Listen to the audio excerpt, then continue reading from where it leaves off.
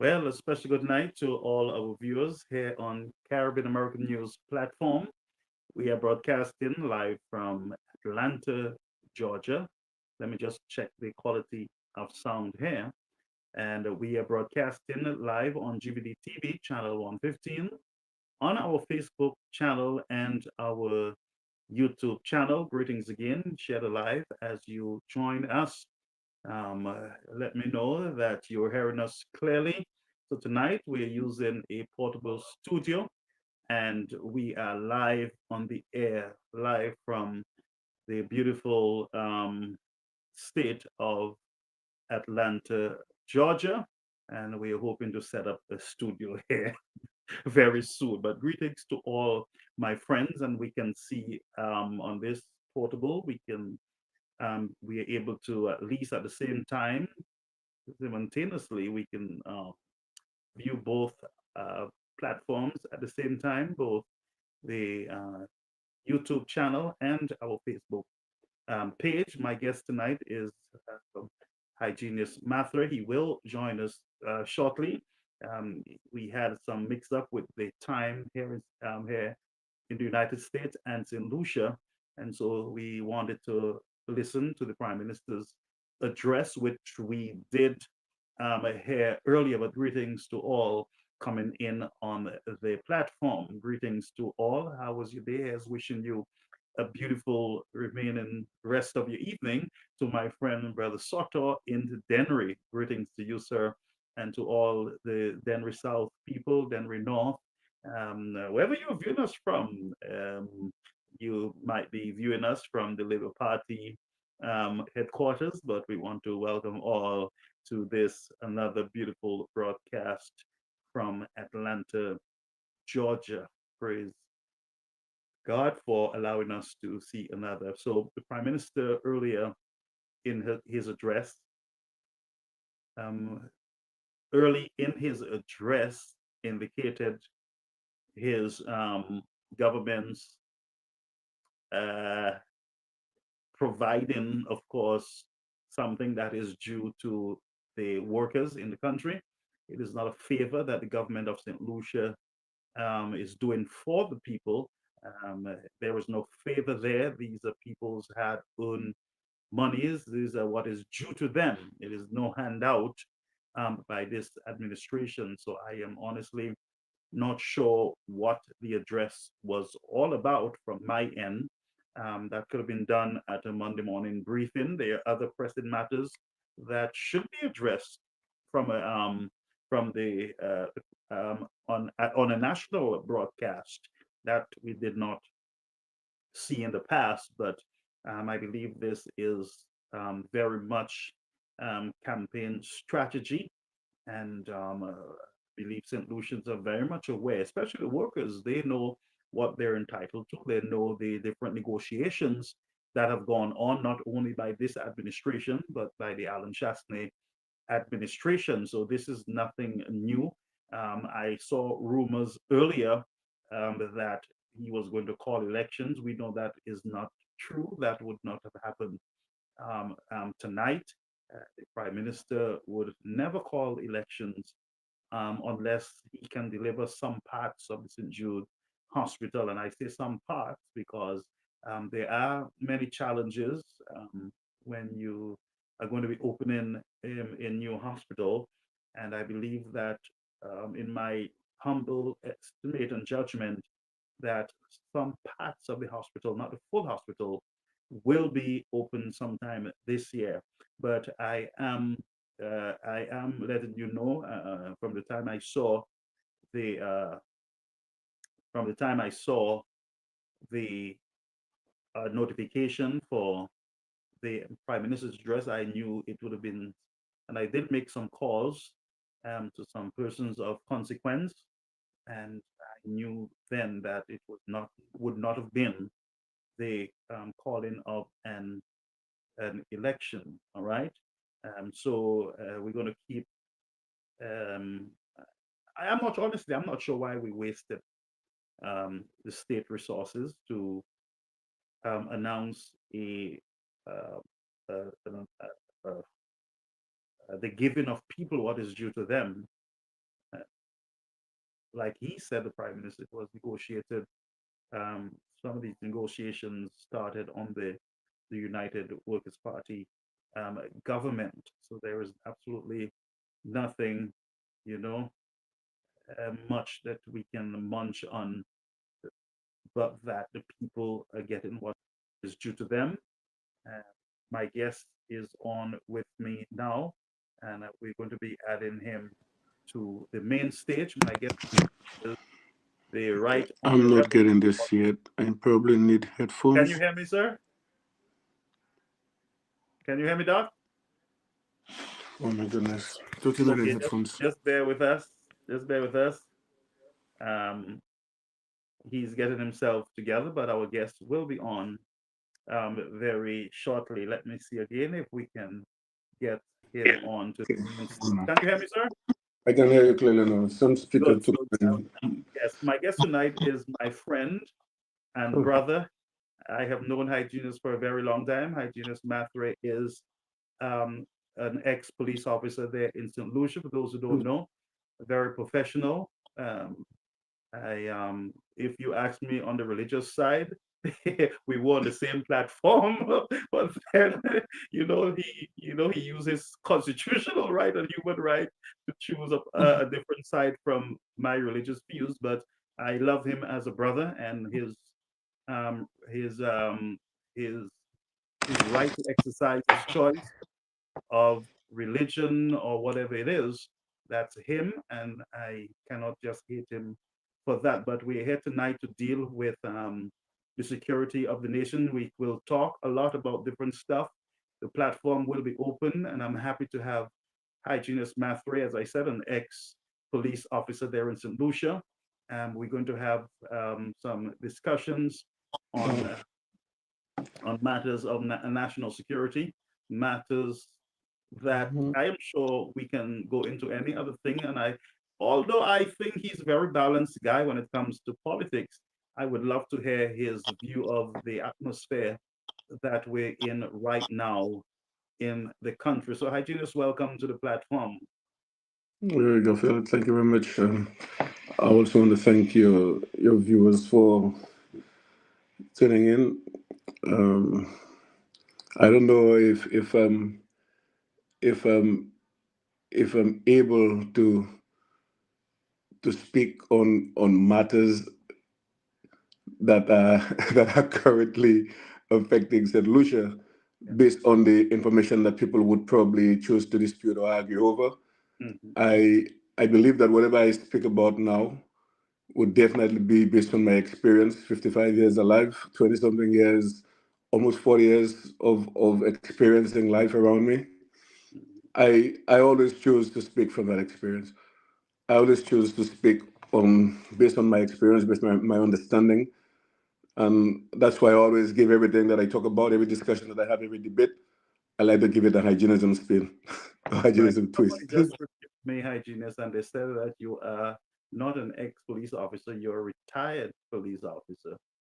Well, Uh, I'm a retired. I resigned, so it's an X. I would fine. just say X, whatever it's called, X resigned, whatever it is. So Whatever it is, yeah. I didn't So stay long enough for that.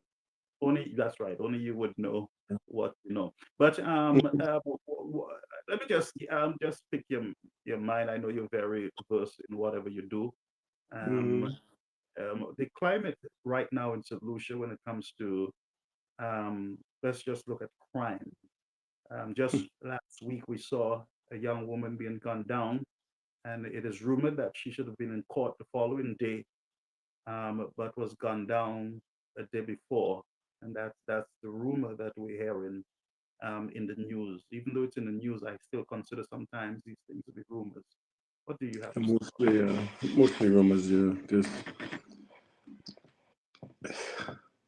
I'm not sure if you saw it. uh, I've been seeing the clips. I've been trying to find that clip, but I've not been able to at least lay my hands on it. Of religion or whatever it is. Yeah, but then what I really think is happening, Garfield, that has been happening for the longest while. Um, People don't understand the rules.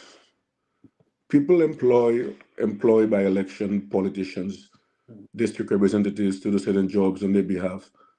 And when those people get into those positions, the people believe that they could just lay back and allow those people to do everything.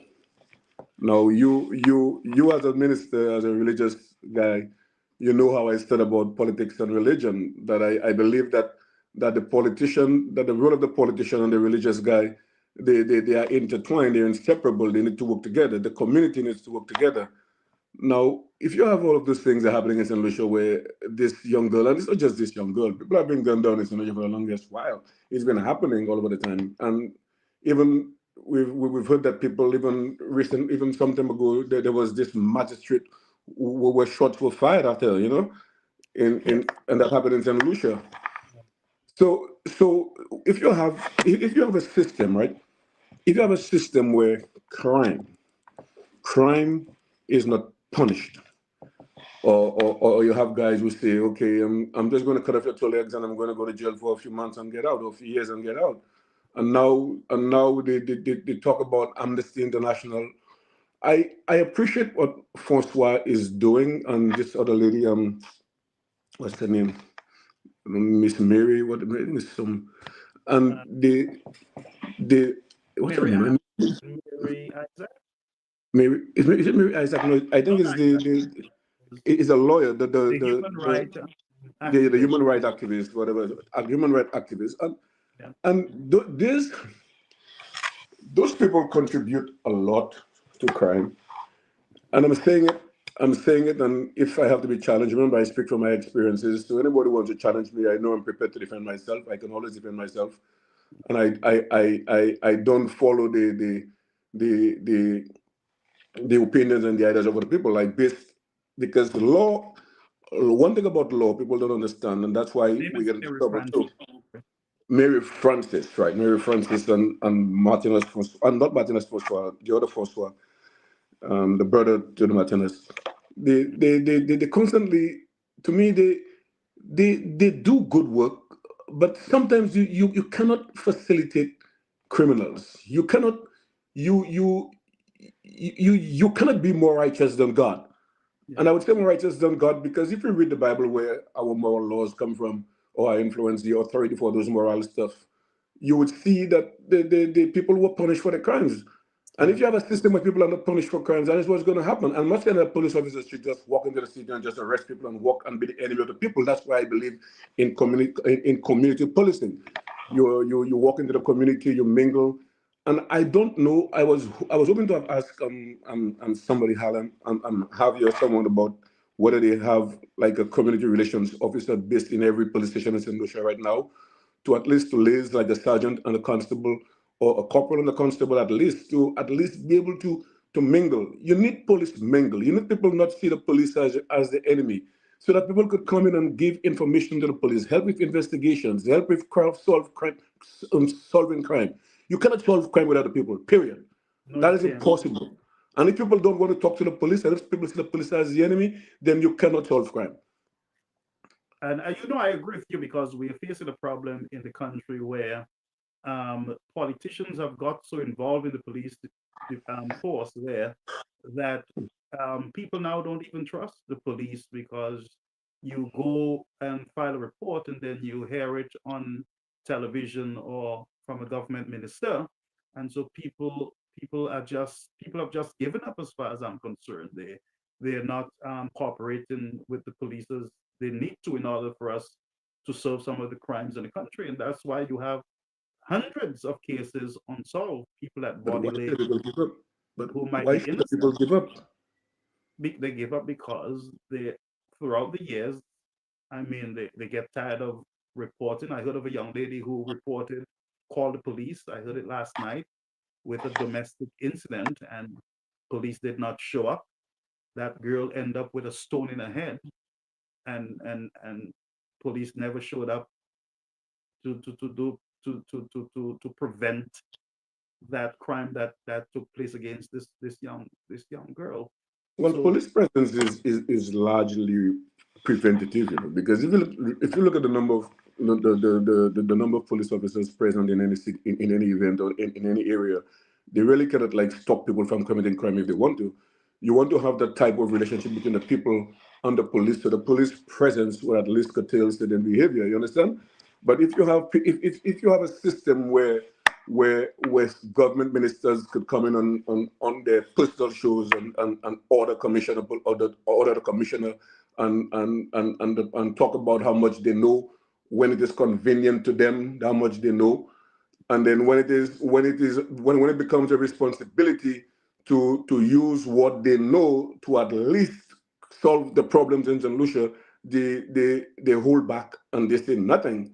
You understand? And these are the problems that we have. So when a young woman is being gunned down, everybody talk about, oh, this young woman has been gunned down. We shouldn't be talking when it happens. We should be preventing it from happening. We should have laws in place. Do you realize how lazy politicians are and how lazy lawyers are? You have those are constitutional rights. No, you have constitutional laws you have constitution that was written like about 40 we're into our 46th year, right? Almost mhm. 46 something years ago. You have those laws were written. You have a few amendments here and there, all right? But you have not have a constitutional reformation of the constitution. And you That's have right. people boasting that they're lawyers and you had a constitutional lawyer for how many years as prime minister, and still no significant change to the constitution. You Yeah, understand? because I believe that People Kenny Anthony actually failed the nation. Um, I have that's, I have some respect for him, but I really believe that he failed the nation when it comes to he's a constitutional lawyer. And here's that's the what he said. opportunity. You had the majority of government.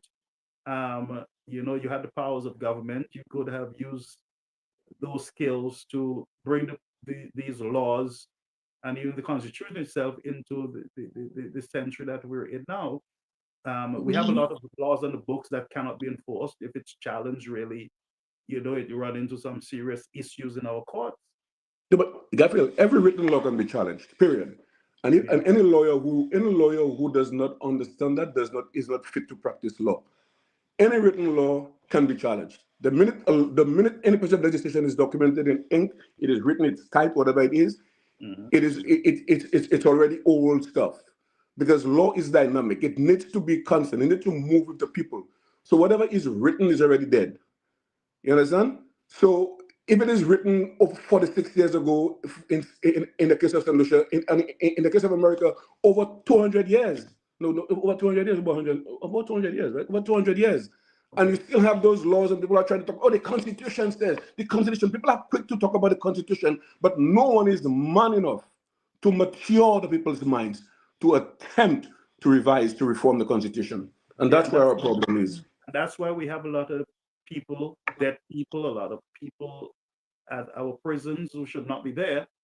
If those laws would have been fixed, how can you have a guy in a prison for 10 years on remand or 5 years on remand, and yet you are a civilized society with laws and and professional, so-called professional lawyers and politicians, and everybody seems to be comfortable with what is now considered to be laws of St. Lucia, while we have men who are up there sometimes guilty.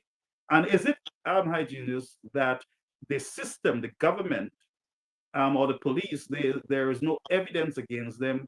They have lost evidence or contaminated evidence, or they have nothing on these guys, and just refuse to tell them we have nothing on you. Just have them sitting there. Could it be that police officers have passed on, dead, and those who were manning those cases and did not properly document anything, and those men are just going to be sitting there because the state has nothing against them? Is it a case of that? Well, if this is if this is the case that the people have, then the accused they've been held against, they've been held unlawfully. Right. If you have no evidence against the person, then the person should be released. Because I think Then if you you had don't. evidence against them, you would have brought it into the court. They would have If you said, have no evidence against the person, then the person should be released. what is the delay And in getting these boys into court, giving them, some of them, back their lives who might have been innocent? and what I really don't appreciate with law in America, in St. Lucia, what I don't appreciate with law, and I have a problem with people who practice law and and and claim to be superior, to be community servants, and they don't understand the needs of the community, and that's my problem.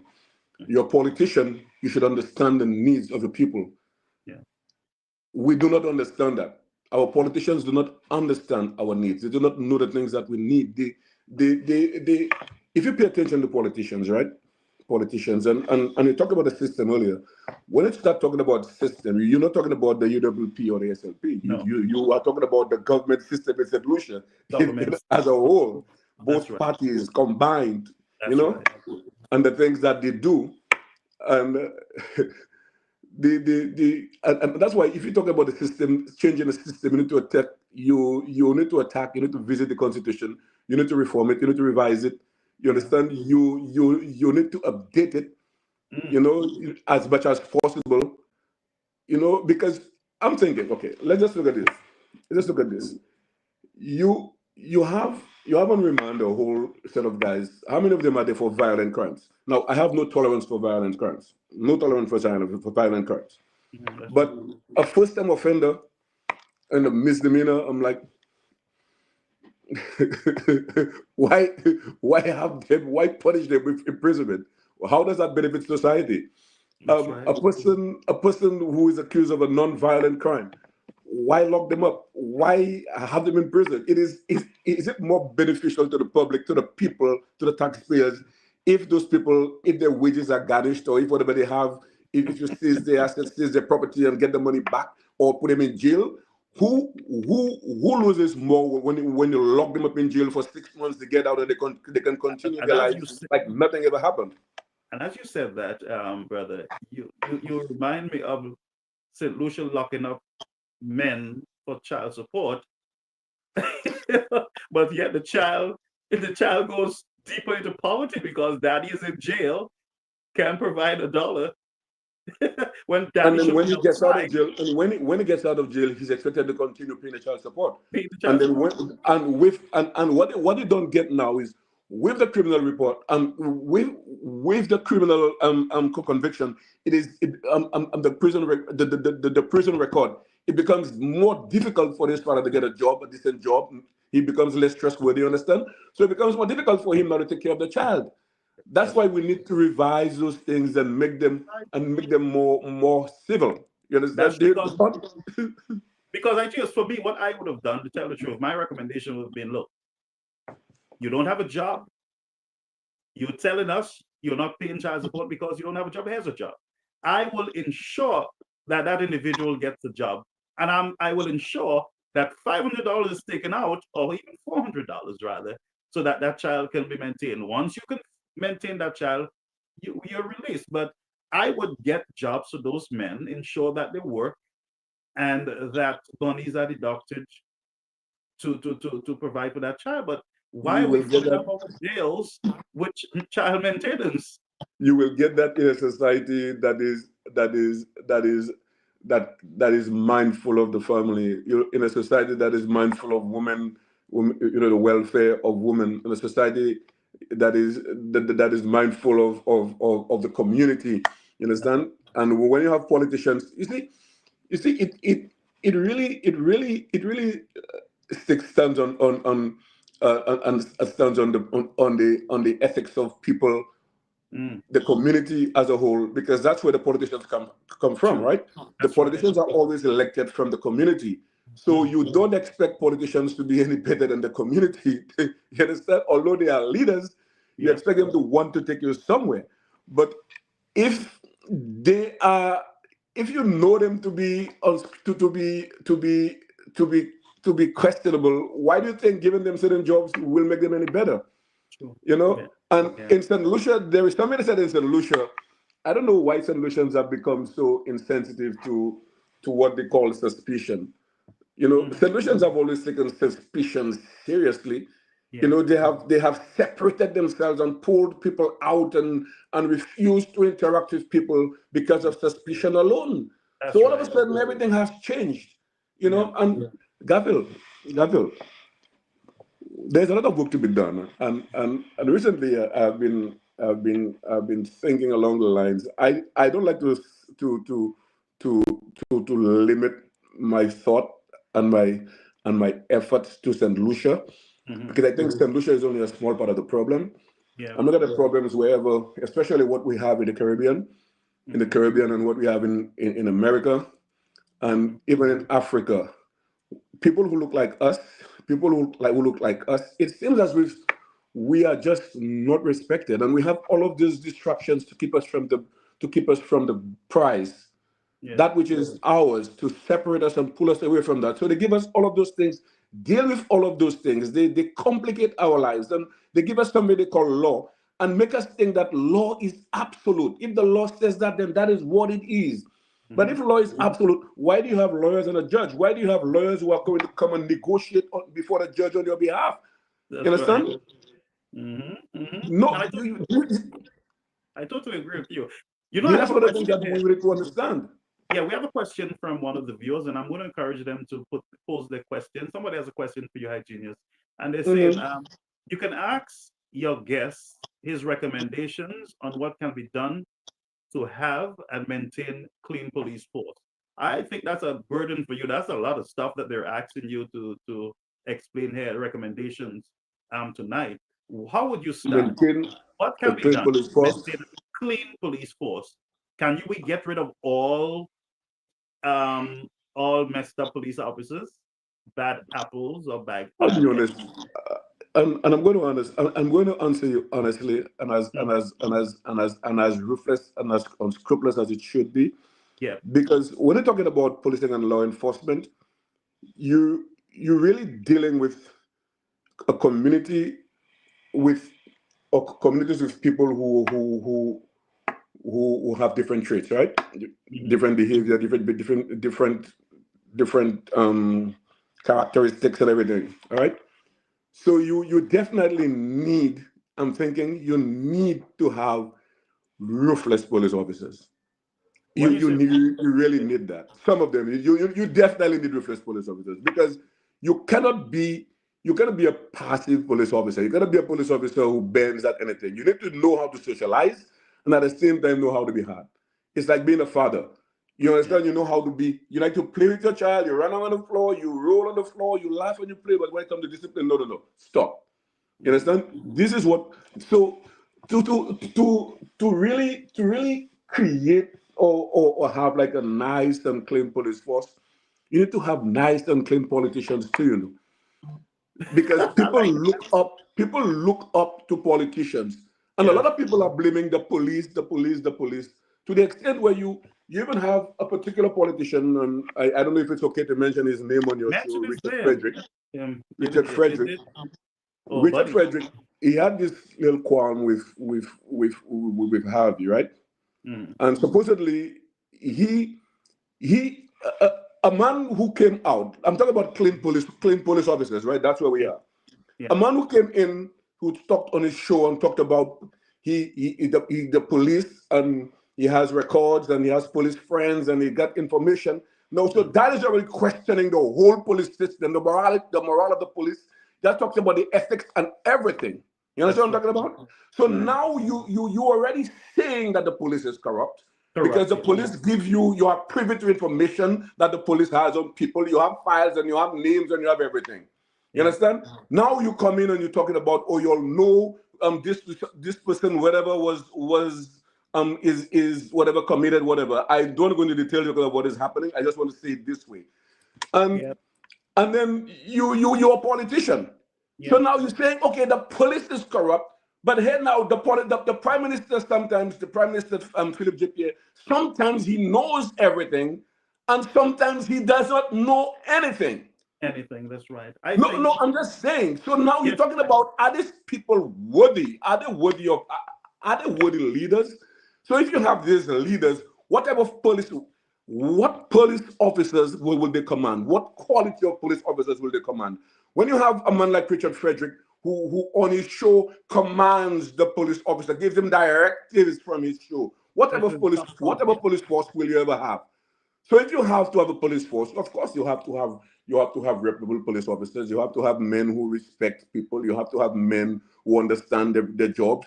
And I've always told people the job of a police officer doesn't have a mandate to walk the street and arrest everybody who violates the law. Hmm. There are certain things that you just need to just turn your back on or just address it right there and resolve it. It's done and you walk out. You understand? You don't leave anything unresolved, right? But Yeah. then police officers, their job is hard too, you know. So to have a really effective police officers, police force, as they want to know if it is clean and have good police officers, you have to consider a lot of things. You join the police force and you have no wife, no girlfriend, nothing, and you have a salary. Hmm. Then you stay in there. You're in there for like 5 years. You get married now. You have 2 children, 3 children, and you still have the same damn salary. No. To even if you're the best that you can do, people who have political affiliations always get the promotions, and that doesn't mean you see. It doesn't mean that not the best police officers don't always get promoted. You know, I have friends who I worked with in CID, and those guys were great guys. They were great guys, and they were not the ones who walked up top the ranks in the police force. They were dedicated to the job that they did, and they never made it to the top. So it looks like to have an effective a police force, you need to have the politicians and you need to have the people who understand and know how to command them, to know how to elect them, how to choose them, and the powers to give them too. So why You good understand what I'm cops saying? don't survive in the police force in St. Who? Lucia?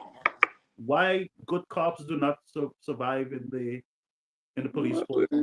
I think it's about the politics and there's politics in everything. Mhm. And I think you have to be a little political. And when you're raised Christian or you're raised religious, they always tell you, must leave that for the Lord. Well, I So don't. you always want to leave things for the Lord, and then I'm his and hands and then feet. you've been pushed over and everything. So Not me. I have graduated from that stage a very long time as a Seventh-day Adventist. Used to say, don't talk politics, don't get involved, but we're the yeah, ones who benefit from all the goodies from those who champion the cause, like the poor, the roads, the hospitals, and it is just sad that we want the benefits, but we don't want to get our hands, we you know, don't, we and that's don't. where.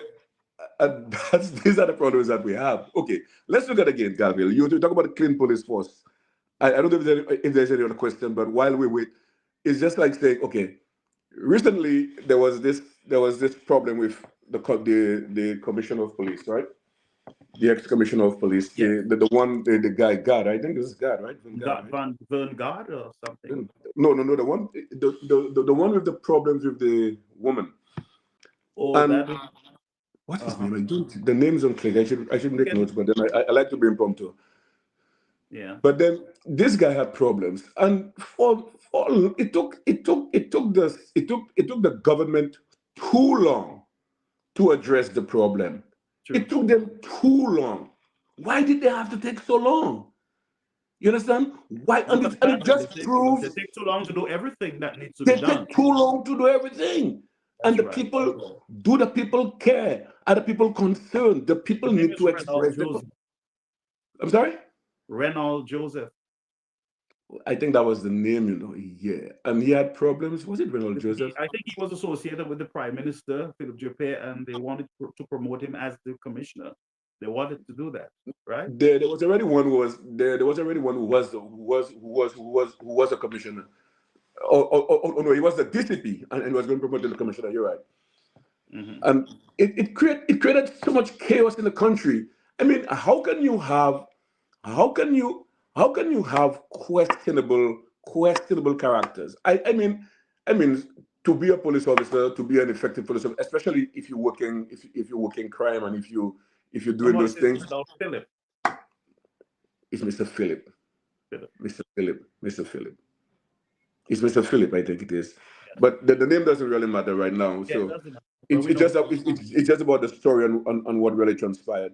Yeah. And and it is like saying, well, how can you really build an effective police office, an effective police force when when when you have the politicians directly involved in what's happening. And let me just go back to this thing about Harvey and Mr. Frederick, right? Yeah, I Mr. wanted to Frederick, get your take on that. Yes. Mr. Frederick came on his show after all the thing, and I listened to the clip, a small short part of it, because I don't listen to Can I Help You, because there's no help I can get from that show. Yeah, yeah. It is basically, I got a clip from the show, right? Mhm. And Mr. Frederick is started in his preamble. He was like, what Harvey did was his right, Mhm. was his constitutional right. Right, that's right. That's how we started this show, right? On Yeah. Harvey. What Harvey did was his constitutional right. Hmm. And I'm like, but who is Mr. Frederick now? Hmm. Who is Mr. Frederick now to go in and later and talk about, but what he did was wrong?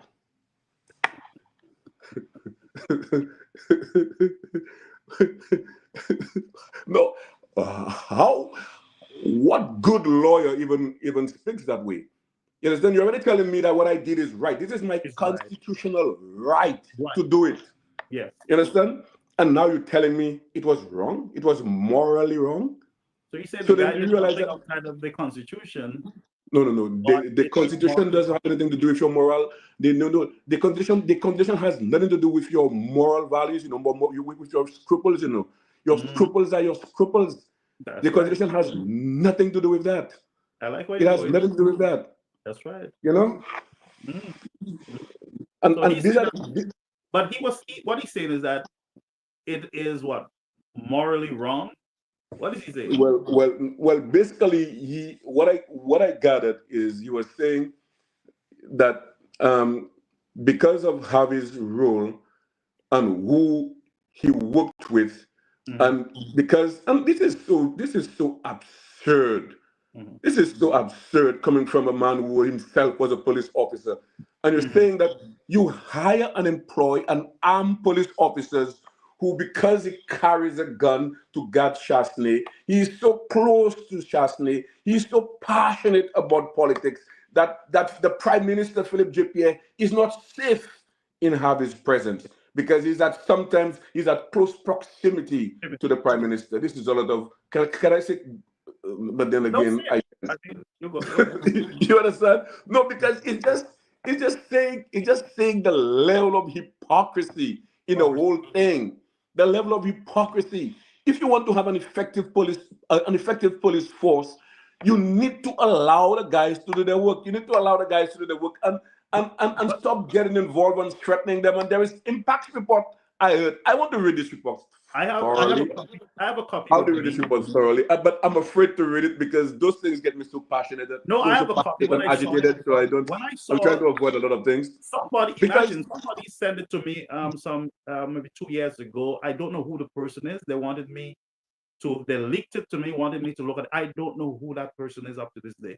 because Um, how can you? But Gabriel, how can you read a report and it was read by Kenyans and I remember that back in the day mhm. and it says about who the corrupt politicians, Yep, corrupt businessmen, yep, and corrupt police officers. So yep, you see the trend, right? So yep. how can you have clean police officers as the listener wanted to know, building a police force? How can you have a clean police force, clean policemen when you have corrupt businessmen work? I And mean, that is the corrupt world, you know. You politicians. really gotta change the world. And then you have corrupt politicians. Yep. So if the politicians are corrupt, they are the ones who all eyes should be on, Yeah. because they are the ones who choose and manage and govern and do all of those things. And that's why I told you earlier, we are where we are in crime, in the economy and everything, is because the politicians do not know what the people need. The And not only politicians that, are looking for jobs. because one politician told us that the facilitators of crime are in government, as you said, and in the business place. That is a former prime minister who sits in government as we speak. You I know, remember he said that. I remember um he said something like Richard Frederick is a criminal or something. So he said something. I yes, think he he said did. that. They then Don't. went Yeah. after him. They named everything. That's when the And then United he Party also was in said that I defense. remember during the election he was in some in a Castries Market Street or I think it was Market Step Summer or at the whatever. market. Yeah, And, and, and and he said that the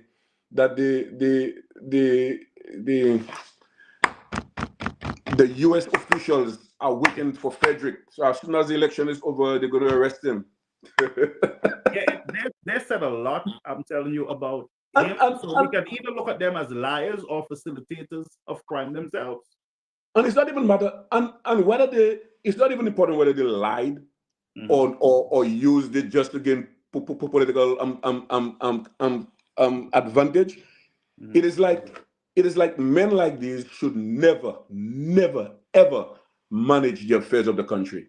That's right. Men who say such lies, tell such stories, and I mean, just to win an election for what? The country has no money. Yeah. Everybody wants to be in government in a country that has no money. And while they leave government or while they leave their offices, they are richer than the country.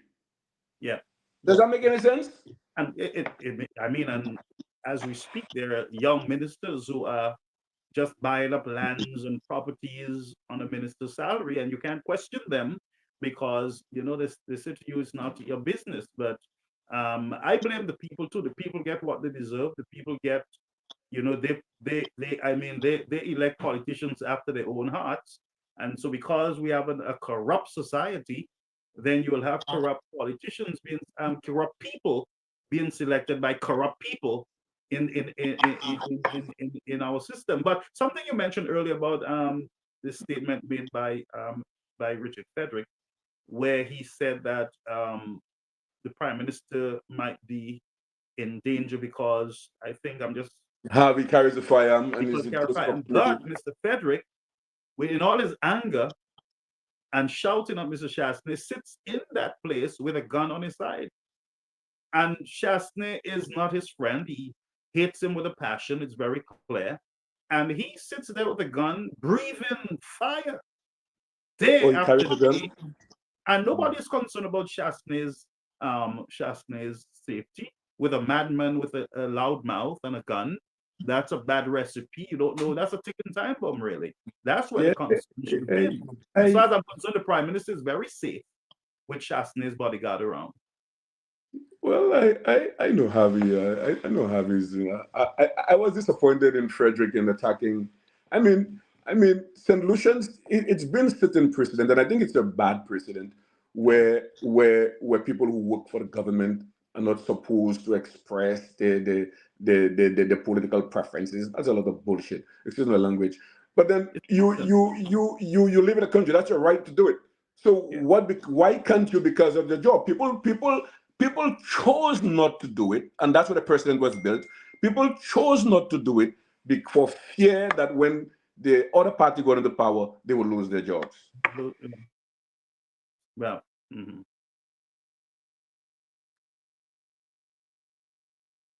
Okay, so Hyginus is going to be back. We had a break in transmission, folks. You're viewing channel 115, that is GVD TV. We are also on our Facebook page and our YouTube page. Our guest tonight is Hyginus Mathurin, and we are just looking at crime, crime prevention, policing, and we have a general discussion on what we were told the facilitators of crime. But he's going to be back. Let's see if we can bring him back on the stage. Okay, he's still not there as yet. I suspect I know what took place. His device um, lost charge, and he will be right back. So as I said, he is back with us. So we're going to bring him into the main stage Okay, I'm right back. now. Okay, sorry about that, but I think Thank you so somebody. much.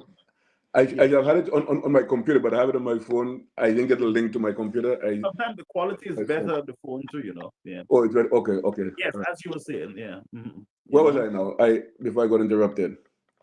I'm lost. I mean, we were talking basically about Frederick's statement, and you will say that there's a precedent that is set where people don't Oh yeah, even the president said it has in nothing to certain do. things. Yeah, it has nothing to do with whether it was lawful or unlawful Lawful. that Yeah, people should not do this or people should not practice this. People chose not to get involved in politics for exactly. fear of victimization. That's what And it not was only that, about. sorry, not to interrupt you, but these clowns normally go after the police to vote for them for their votes. But and So then it is always known whether police vote, police support labor, police support flambeau, teachers yes, support this, teachers support that. It's always known. it's So always known it's always because known. People it's always known as to who you work with, who they're supporting, and where they're going to vote. Because that's we why talk these to about each elections they other. give the police everything that they ask for. Well, they try. I mean, it's disappointing. It's disappointing that a man who's supposed to understand law, who claims to be I'm a lawyer, and he tried to flaunt intelligence, talk about it is never. It's about precedent, and I mean precedent can become law, but Yeah, then it is not something that says okay, written in black and white or somewhere where police officers should not do this. Come on, and even if there is any law that says any regulation that says they should not, it is wrong because it is not. It is contrary to the constitutional right. that's what I'm saying. Nothing The only surpasses reason the they didn't do Constitution. it is because for fear of victimization. That's right. All your laws, all your policies must not be in conflict with the Constitution, Absolutely not. especially people's right. And as you said, Absolutely not. police officers have a right to associate with a political party, with a religious um, organization, with any clubs, with anything in I the country. remember, I remember my fight with the police force. they told me, they were said that, oh, we cannot set such precedent in the sense of allowing me to have my Saturdays off, my Friday night into Saturday off. Well, the church was Um, telling you Adventists should not be police. I'm sorry. Remember, at some point, the church would say Adventists should not be police officers. Oh, I'm glad you remember that. You're like, oh, you police, you can't be 7 days. They You told my know, brother that when he joined the force. Oh, that's that. No, this is you know, devilish. You should not get these involved. people are, Who and you will see, protect us? and Who you will see, protect us? and Garfield, that's where Mhm. community policing comes in, and that's the That's what. strength of community policing. Mhm. Because if you have community policing, especially, I mean, let's stick with St. Lucia. Mhm. If you want good reputable young men potential with good potentials, good ambition, and everything to join the police force, you need to do away with all that bad vibe about police officers. Yeah. You understand? And then you if you have government ministers talking about police officers that way, it's already like saying, okay, what good is this? What good is it for me to be in this? And there are young men who can do well in the Yeah. police force, Yeah. But then do they want to join the police force? Well, a lot of people, a lot of young fellas right now, I think they're afraid. That's Um, because the police force is not attractive anymore. First of all, there is not a proper promotion system. They're always struggling to get a police. From the time I know the police force, we have always have a problem in getting a top cop from among the police officers. No one is worthy and you in know the and you police know force. why why that is so, right? Why is that so? Politics. Well, It's politics. remember, we had to bring one It's from England. it's politics, and one from Trinidad too. I think one from Oh, we Trinidad did from too. Trinidad. Oh, no. We had an ACP from Trinidad, and we had the commissioner from England, the white From guy from England, why Mr. is that? Hemingway, right? Mr. Hemingway. Hemingway, I yeah, I remember, remember. I remember that. That was under Kenny Anthony, right? Mm, Under Kenny Anthony, was it under John Compton? Who was it under? It was under Compton. Was it under Compton? It was under Compton, I think. Right, well, It is always difficult to choose. I mean, it's not saying because then they were looking at certain qualifications and mhm. certain this and I mean, it is important for a person, Gabriel. I don't want to. I don't want. I don't want to disrespect what is taught in schools, Mhm. but what is taught in schools, people fail to understand, and even lawyers need to understand that too.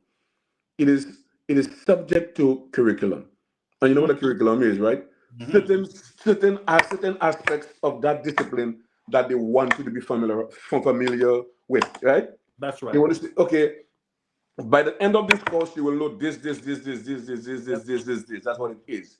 So up to you to go and read outside of the box. So when you read outside of the box and you read what is on the curriculum, sometimes you see the curriculum. What is on the curriculum is a lot of bull. You know what I'm talking about? Yes, true. No, I'm just telling you, it's a lot of bull. That's what I'm saying. You need to be able to utilize what you have. The people who understand and know the people that they're dealing with. That's what community policing comes in. But is there a unit in the police force in the St. Lucia, the Royal St. Lucia Police Force that deals with community policing? Well, there is a unit. It's called a community relation branch. I think they're still active. What are they responsible for? They're responsible. They're responsible. I think mainly. I've not been in it for a while, but I think what I knew they did was mainly to interact with the community, to show police presence, or basically to what they did to like be involved, to go to the schools and to Mm, lecture on drugs and drug and crime prevention and all of those things. I yeah, think that's a good thing. The school aspect was good, but we need police presence in the community, and you need those community police officers to be in the community where they would like mingle, go to parties, go to churches, go to events. You understand? To mingle with the people, to have that type of dialogue with the people. And it's all about dialogue. The it is. conversations we have today are the things that shape tomorrow. Without those conversations, if we do not converse today, if we do not dialogue today, if we do not debate today, tomorrow is like hopeless. It is those debates that build tomorrow. True. So And you go into the community and you do that. you have police officers that are sent to communities they know nothing about. They don't know the people. I honestly believe that in areas where you can have police officers who are born, grew up, who have a knowledge of the area, if you can have them working in those areas, I think it will help when it with It can community be work. tough sometimes, though. It can be challenging sometimes. Can be challenging. But then again, you see, if you're professional, you're just professional. And I think we have. I think our police officers from the time I left about 23 years ago, I think 24 years ago. I think we've always had good police officers. Mm. And whatever people call the bad bunch, I think the bad bunch is also necessary. Because if you have people on the street who think that they're bad, they need to be faced by police officers who could match them. No, That's right. I definitely maintain that, and I'm making no apologies for that. No, no, I support you. You I know, met a group of police officers, I can say it now, in St. Vincent called the Black Squad. And everybody in the island know that them fellas don't smile. They're always mad. If they come for you, if you're a known menace in the society and they come for you, they ain't playing with you. They're not you patting need you to back and have that come with you. element. You need to have that element. Okay, They Gaffel, call it Black Squad. Gaffel, as a as a as a religious person, as a minister, okay, what what do you what do you fear most about God? Is it the love or his ability to just snap and you're gone? What I fear most is snap and I gone. The quick judgment The quick without judgment. mixture. That's right. So if you have that and you maintain that in your police force, you have police officers who are trained. I mean, not police officers who will just go out and beat people up, but you Yeah. have police officers who are trained to go out to get those guys who cause trouble. But the officers You to need be, and America is hypocritical, and people don't yes, understand. People say, "Oh, America." Oh, America has the black ops, and you're talking about America impacts fund to ban people, ban that, and cut this and cut that. Oh, it's I know. Then they hypocrisy. might say, "Oh, you're an American. Why would you talk that way about America?" Oh yeah. I That's, I love my position in America, but yeah, I also want to know that the country of my birth is well guarded, well supported, that's right. and That's is right. well defended, and that it has no conflict of interest. It's just a human balance. Yeah, and you're absolutely right with the hypocrisy of the United States when it comes to policing.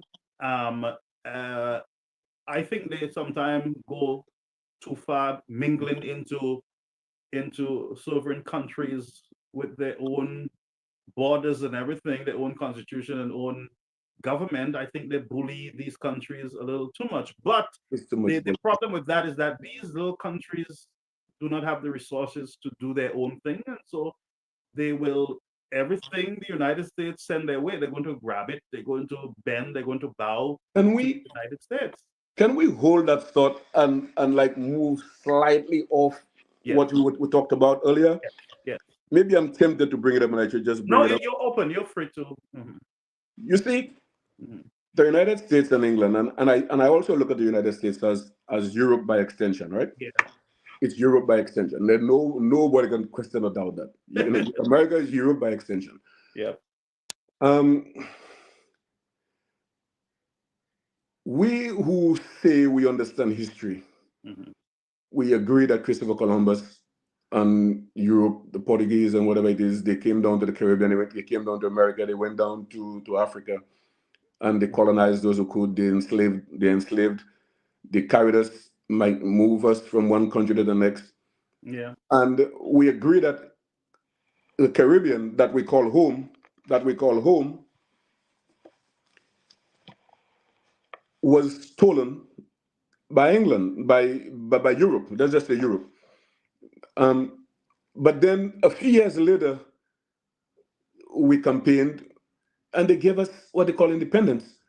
But then they still they still remained over us, controlling us. Our bodies have their heads on it. And it's like we were independent but not real free, as they were saying. To I think to be real sovereign, then you have to branch out completely and just become your own republic, whatever it is, right? So to make your own laws, to have control over everything. But then they gave us the Caribbean and they gave us independence, right? And we're happy with that. All right, Garfield? Am I gone? No, no, no, you're Oh, here. oh. You're here. And I we're was just multitasking, but go okay, ahead. and we're happy with that. And our politicians, our politicians are also happy with that. You know why they're happy with that? Because it gives them power. It makes them look like the Europeans. It makes them behave like the Europeans, and it Uh-huh. makes them feel like the Europeans. You understand what I'm saying, right? Right. Uh-huh. So we in the Caribbean, we've given that home that we know never belonged to the persons who gave it to us, but we accept it as home anyway, right? Yep. Yep. Now we moved to America because I mean things are hard and there's opportunity in America. We moved to America, and we discovered when we got to America that people who look like us they complain that for years they've been treated bad in America. Mm-hmm. For years they've been treated bad in America. For years, dogs were treated better than they were. You understand? And we're here, and then when a white man walks in, you feel that uneasiness, because you just want to make sure that you don't get into trouble. You see the white cops walking, and you want to be strict that you don't get arrested, because if you get Yeah. arrested, what is going to happen to you? Yeah. After all these years, this thing linger in America. All right, our politicians walk out from the Caribbean and they come up to the diaspora. I'm not even going to Africa with you tonight. I will do that on my own platform. You could When always do the African thing back. You could come back anytime. Just give a date. our politicians come up to America, to the diaspora, they come to talk to us and they come to solicit and they come to see what we do and what we send back to the islands, right? Yeah. Basically, those of us who do, we're not doing it for the politicians. We're doing it for the families that we left in St. Lucia, right? And for the friends that we have in St. Lucia, not for the politicians. Yeah. How often do you hear politicians with their hefty salaries contribute anything as they're asking other people to contribute? You don't. How many politicians do you have even written checks and say, okay, here's $10,000. Here's my salary for the month to this school. How many politicians have ever done that in St. Lucia? I'm talking about One. politicians in general. I can vouch for Alan Shasta. He Well, sometimes entire well, salary. Richard Frederick doesn't take a salary, so let's Richard Frederick out. Oh, he don't take a salary? I don't think he takes a salary. From what I understood, I don't think he takes a salary. So he's out of that too. And don't get me wrong. Mm. I think Richard Frederick deserves his nice position with his friends and the love thing and the little respect that he gets among his friends, because he's a nice social person when it comes to that. He's from what I understand, he's a great father. Now we're not going into that, because That's tell right. me anything contrary to that, I will fight with you. Richard That's Frederick is a so we great don't want to father. fight. He has his problems like everybody else. We're Yeah. not going into that. You Yeah. understand? We're Right. talking about where, in terms of leadership, in terms of his political responsibilities, that's what we're talking about. You understand? When it comes to that, I don't think he's qualified for that job. I don't And think so. not only I all of think those who he's a come up to the bully. diaspora Yeah. who try to solicit anything from us, how much have they done for the people now that is happening? They say, oh, they don't affect us yet. Mm. And there's a list that was written about St. Lucia, and the list was there before Trump. And Yeah. I'm saying, people, you're a politician. I don't want to hear you tell me what other countries do. That's Hmm. their business. That's I right. want to hear what you, as the Prime Minister of St. Lucia, I want to hear what you, as the Foreign Affairs Minister of St. Lucia, what have you done specifically for the problem? Oh no, we are preparing to accept them, and we know. But then again, who exactly are we preparing to accept? Can you tell us? Will it only have you negotiated to make sure that you will only be getting criminals, and that they will not be displacing the citizens of St. Lucia who are upstanding in America, who are doing well, who are never got into any trouble, who do their little jobs, especially on the merit that they have been facilitated by the government too. They And have been facilitated by the government. You have I, a good argument. What but have you done? what have you heard really from the government of St. Lucia concerning those um deportees? But as I'm Those telling you, I heard what's his name, Alva? Alva Baptist. Mhm. Alva Baptist said on the news tonight. He said, um, Oh, tonight. Yeah, because I Because was asking you to get it so you could play it, right, but so that's that's why I okay. couldn't get it. So that clip Okay, would be posted. tonight, yeah, tonight. Yeah, He was like, America and St. Lucia has a great relationship with America. And no I may doubt. paraphrase Yeah, because I hated nothing in school more than when they tell me I have to write things word for word. I mhm, hated that. mhm. I repeat things based on what I understood. True, me too.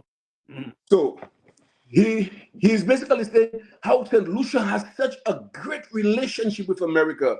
And mhm. that relationship we see going into the future, we see no problems in that. But Yeah, I'm saying, okay, oh, and America has its laws and whatever it is. We mm, understand America has its laws, but in America's laws, there are certain American governments based on certain political parties when they were in government facilitated our people to be here. that's right. That's You right. understand what I'm talking about? These are the That's arguments that they want to talk about. They facilitated them, they gave them means to be here. And as a matter of fact, our people never came here, never went to your country without being screened.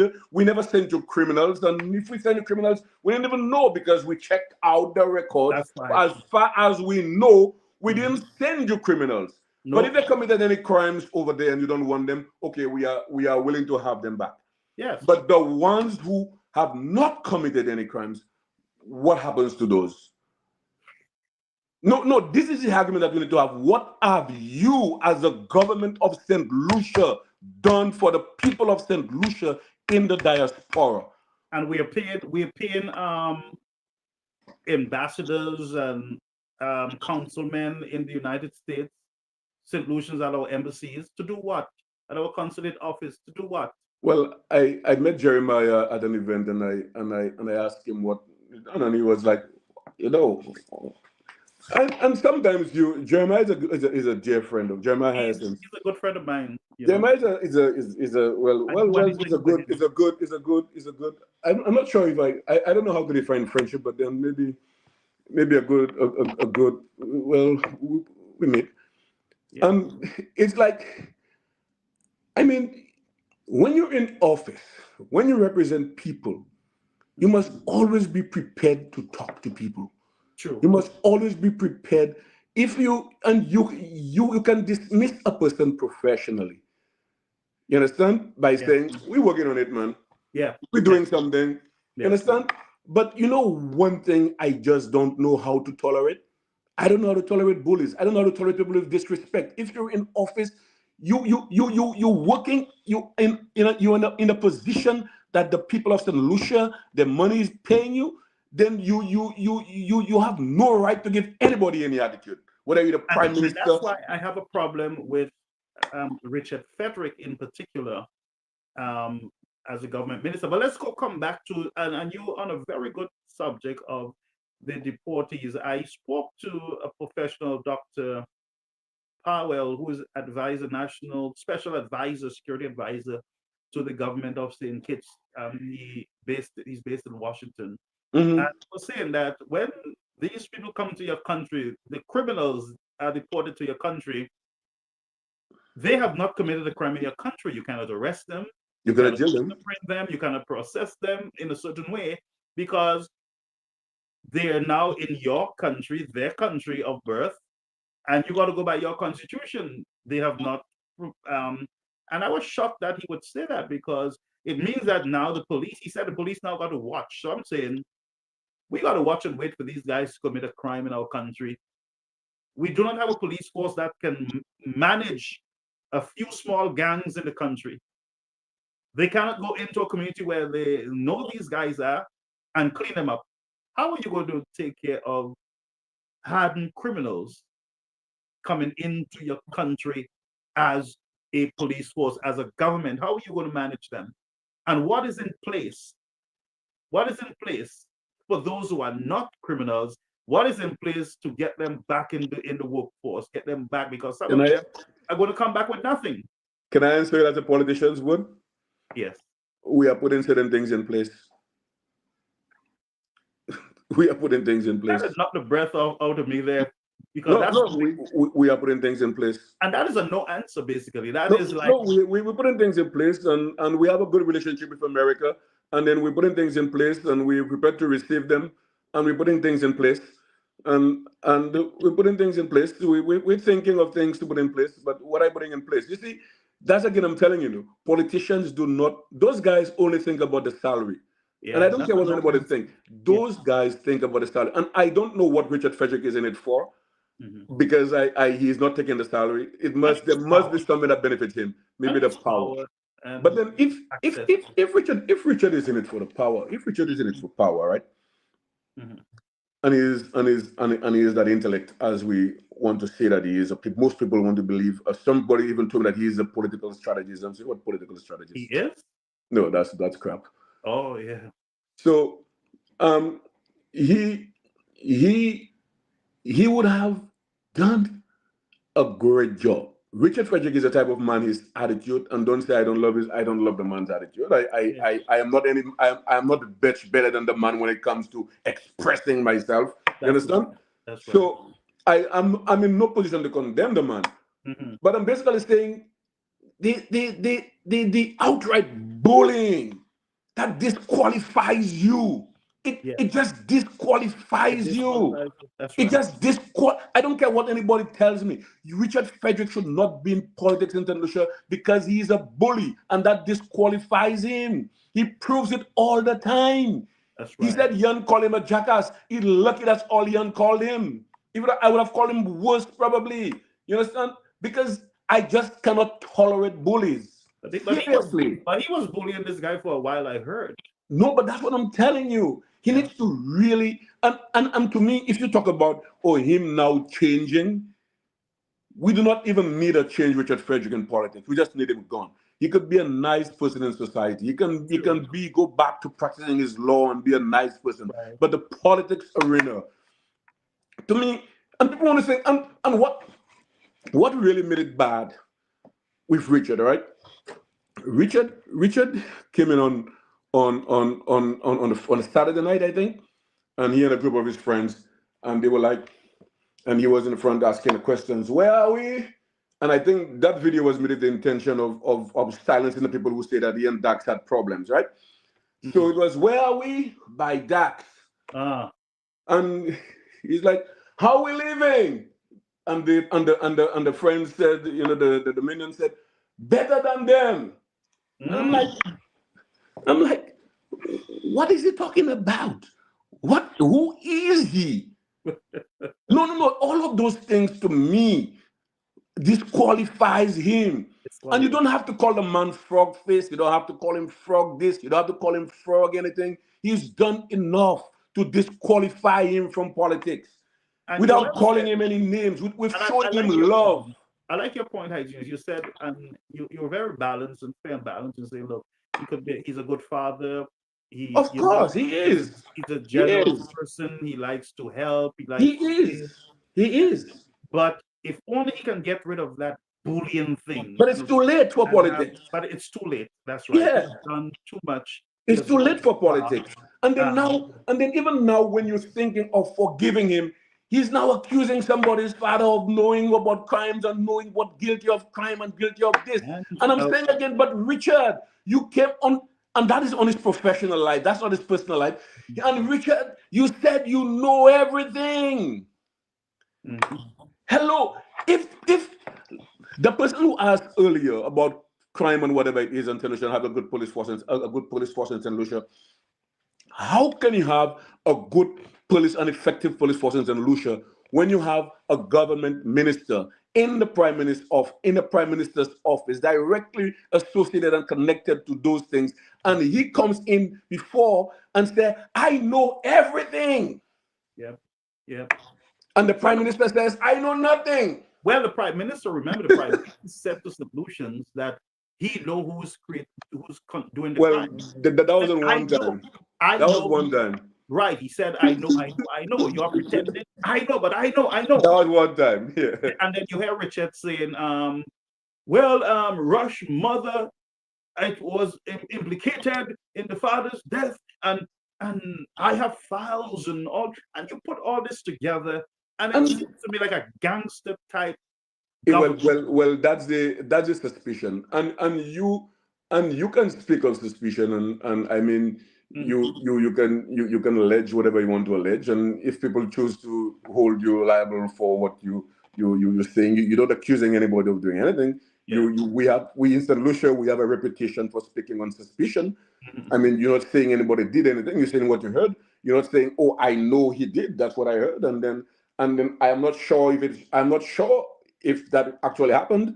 But then I heard that, and that's why I'm disappointed in St. Lucians. Mm-hmm. And you see, as long as people continue to be loyal to politicians and political parties, you Mm-hmm. will never have peace in any country. In America, in St. Lucia, in any partisan political country, you can never, never, never, never, never, ever have peace. Because you right now, I mean, in St. Lucia, I remember back in the day, in the Comptons and the Hunts and the Girardis and all of those guys, there was that political tension. But most times when election was done, that was gone. But now it's a year-round thing, 5 years Constant. down There's a the line, constant. straight conflicts, straight fights, straight disagreements. You understand? And remember the Labour Party, when you check the Labour Party, the history of the Labour Party, when they're out of power, they will burn down the entire country. Everything is going bad in the country. The hospitals is the worst, the police force is the worst. Everything is the worst when they're out of power. And as I said, they will burn that ship down to the ground. And they will ask you to give them the job to build it back. That's the Labour Party. And when they get in and you fire them, they will burn it down again and they will say to you, give us back the job to fix it back. And they will keep doing that, burning it down, I mashing up remember. the institutions of government I, and ask you to please give it back to me. And guess what? The St. Lucians would say, and you got to agree that our St. Lucian people are a special class. They will say, well, here's Mr. SLP. Manage it for us again. We don't like white people, so just take it and manage it for us again. Shasny is white, and you manage it, and then they burn it down and keep doing it until you look back and you realize, look, we don't have a good hospital, we don't have a good airport. We have billions of dollars in debt, and there is no infrastructural development to prove to measure with the and amount of debt that the generation to and come and will have to when pay. We don't have solutions, this. Gavin, when solutions say that things are good, I mean, let's not just tie people down to crime and whatever it is, because I personally refuse to blame the government and the government alone for crime. I blame Mhm. families. I blame you, the churches. I blame Well, Father, don't the blame me because churches. I am not the regular No, church well, guy. no, well, the church in general, I The hold church in Father general Albert have failed the responsible people anyway. because the pulpit is a good place to start. And even if police officers, the police force should have a presence in the community, Mhm. the church receives or benefits from special incentives That's right. to remain and to keep the community intact. That's right. And to manage the moral aspect of the community. The church gets special benefits for that. Yeah. Yeah. So with that, the pulpit presence and the noise on Sundays and on Saturdays, that is just not enough. Yeah. You understand? The church needs to have that presence, and its members or not necessarily the members, because the members have their work to do, but the Yeah. pastors need to build associations. You understand? And if you involve the members, the pastors, the churches need to pay the members. Yeah. Seriously, Well, no that's a voluntary mixed stuff now. statement, and I Because I don't know why I'm agreeing with you on this one, but no, because the pastors get paid to do it. So if they want to involve the church members on the boards and on the committees, they need to get paid too. Because the pastors are getting special commissions to do those jobs. well, that They is need why to build pastors their don't stuff to talk, go out. because many pastors can't talk on the issues. If you look at the country right now, it's going to hell, and they are preaching heaven. Um, I mean, they cannot even give a plate of food to an elderly unless they have a big show about it, and it's once in a while. And as you said, the church can do so much in this society when it comes to crime, when it comes to And they're not violence doing. against And women. they're not doing And it. there's They're so not doing it. I mean, look at most of the churches in St. Lucia, especially. As we switch conversation a little, we're still on crime and all those things. Mhm. When you look at all these churches we have in these communities, friends, not one of them, in some communities have a pantry where a poor person can go get a plate of food. You got to either be a member or they got to tell you you have to come to church first, or you have to take my Bible, or you have to take my E.G. White book before you, and all the lectures we got to give just to give a plate of food. Okay, You but know, let's just say, but Gaffel, let's just say the churches would have the pantries. Then you need to have the super J's and the mega J's and the persons who profess to be rich to at right. least donate and contribute those But things. but listen to me. That is a system that should have already been set up in the country where That's why we need the pastors to the come together. church and the government and the business community working together to help to eradicate poverty if they can do that, So to that help with maybe you teenage have just pregnancy, gotten to help something. with crime. Most of these girls who they get pregnant because they want some rice and tuna fish. I'm just saying And, there is a need, there is a void, and they get into trouble as a result of that want, that need. and it But makes the the church and it can makes the step in. situation worse. Right now, if you wait on government right now to deal, you'll have a problem because the country is so divided that to give out food baskets and everything else, they got to line up all their supporters first. I heard that. And that is a normal practice in any place where you have partisan politics with immature politicians. Yeah, Understand? And again, then you need to operate at a special level of maturity. yeah. You need to be able to understand people and relate to people. And you see one thing again, you find people hating you, the individual, the struggling individual, the struggling friend. Hmm. They would hate you more than they would hate the church, and they would hate the politician if you say Hmm. you do not have. That's right.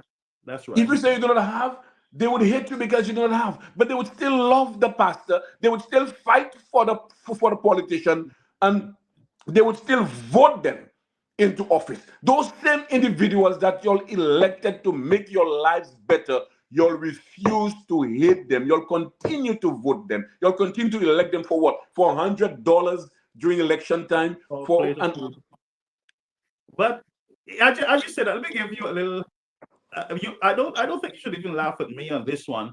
We were mm, building Denry Church. When we were building that new Denry Church on the hill there, um, from morning as young boys, way up there with four of us digging the trenches, and the pastor shows up in his tie around 12 o'clock lunchtime. I was dead hungry. When I look across, I see the pastor pulling in, and the sister ran and gave this man this big plate of food, and you know what I did? While that woman was walking towards the pastor with the food, brother, as a young boy, I grabbed that food and I ran under the tree. I said, they hated me for that all day. I was the worst going to hell. And that's what I'm saying. The people that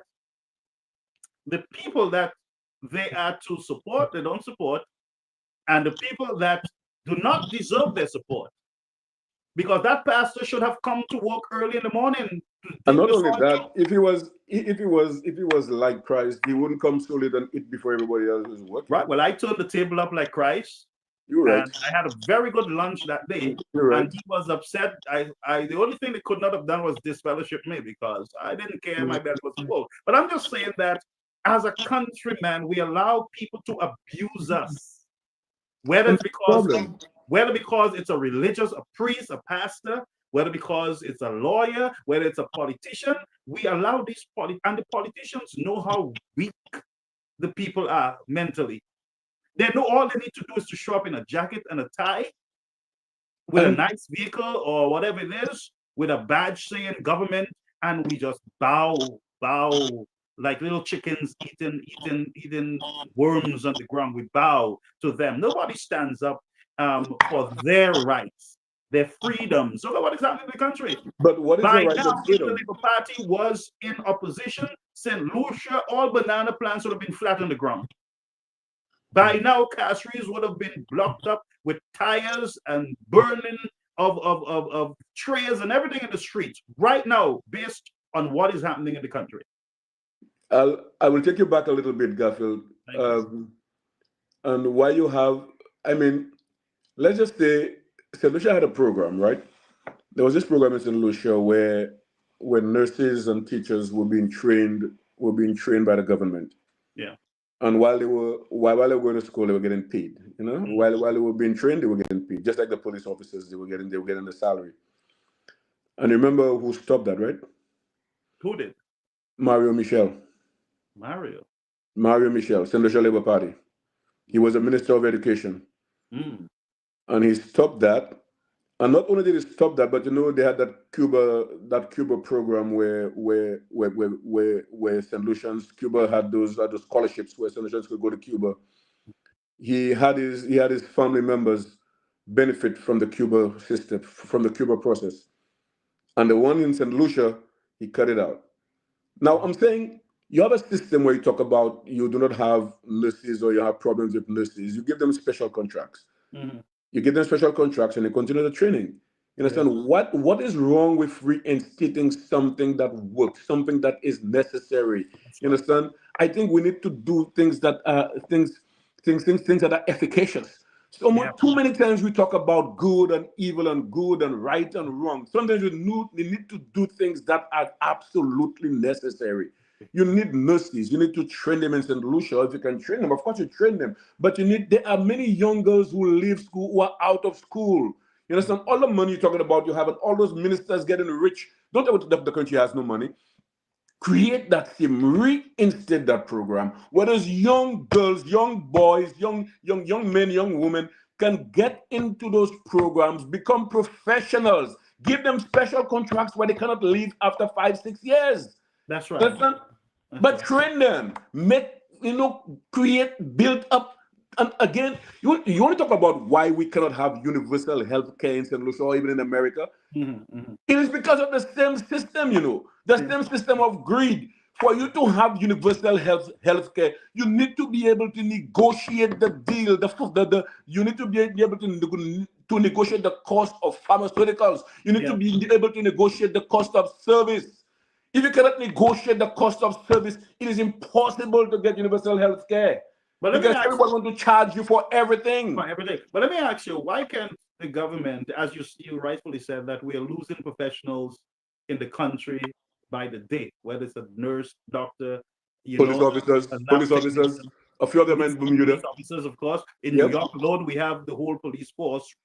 You know, no, but that's the truth. We have all the police There are a few of officers. them in Bermuda. I think there are more in Bermuda and in other countries in the We're Caribbean. losing Yes. good guys that can help to develop the country.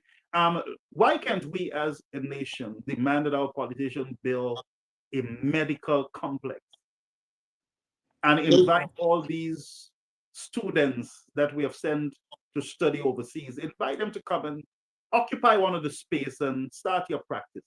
Whether it's a heart specialist like Eric's son. Eric has a lot of qualified doctors in his family right now. And I Oh, spoke, that's nice. yes, his son, my niece came from Taiwan, stayed with us in Mm. New York for a while, and she told me these guys are good people.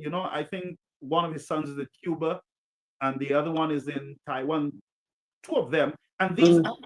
these are guys who, I mean, these are success stories. Okay, now let's see. Let's address that. And with due respect to Eric, Mhm. Eric knows I speak my mind anyway. So, Yeah, I wish you could speak your mind about him tonight. um, Eric talks a lot about politicians and politics and all of those things and what people should do. Eric knows a lot about what people should do. Yeah. And that's where the problem comes in with what people should do. And maybe I'm just being hypocritical because my daughter is out of it too, Oh, yeah. You understand? It is hard. You see, one thing we need to understand, it is hard to speak and not be hypocritical. True, We true. are we Human are beings. we are we are naturally hypocrites as human We are, beings. we are, we And do. and when it comes to holding on to that thought, still Gaffel, when it comes to corruption, and we talk about stopping corruption and curtailing it and whatever it is, controlling it, it is hard to do that because it is only corruption when you don't benefit. If you benefit, it's survival. Well, ask the SLP now. No, no, no, and you don't benefit. Oh my goodness, it's you don't benefit. It's corruption, and they are corrupt, and they do this and they do that. So maybe that's where I am with Eric tonight. So Eric, I'm just as you are, right? Listen to me. Eric benefited from the United Workers' Party government, Well, and that was his right. I mean, I wouldn't do like what the Labour Party is doing with Latoya Popo, but he is a recipient of support um, for his kids Hmm. from governments, and he should be one of them who understand what good governance is and good policies should be, because his foot was in the fire there. But Do you know why? Eric is a little anti-white. He's one of Yeah, the I know. ones Not I would not only vouch. Eric. A lot of solutions. A lot of people are anti-white. Maybe I am to a certain extent, but I don't know. Well, to a certain My extent, but my migration helped me a lot to work on that. So I have a few white guys that I knew personally that I respect a yeah, lot.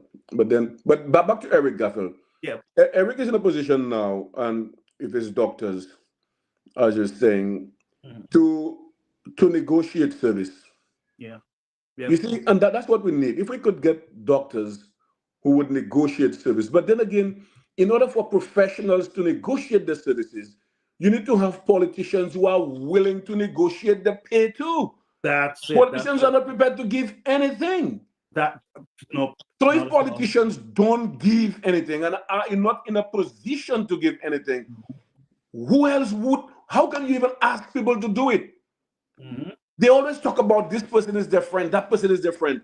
But again, is this person close enough to you as a friend that you have them on speed dial, that and you don't that you cannot negotiate a deal for your people, for you to represent your people when you sit at dinner? Say, can you at least consider taking less profit? Can you consider regulating the cost of the gas? It's not anything you're going to lose anyway. You're No. making so much money. Why do those rich guys want anymore? Is it because they want to have a house on the waters and purchase islands and purchase more Well, some islands of them than they have it already and have? still. That's what I'm saying. Yeah, So that's where the politicians could come in to negotiate, Garfield, because those guys are their personal friends. they are their friends They are because your friends. You can look at the negotiate gas with your station guy. friends. That gas station guy, what's his name, Jomari? I mean, it's a shame that on the United Workers' Party, gas was much lower than where it is now. And this Mhm. guy was blabbing all over the place about the price of gas. And many of these guys now, they are in government. And up to now, the gas price in St. Lucia have not gone down an inch. And because we have bad government. We have a bad government. If the price of gas and we have a I mean we know how crooked those gas guys are. Yeah. And not only in St. Lucia. Politicians in America as well do not understand their responsibility. They Hmm. do not know what they have to do for the people.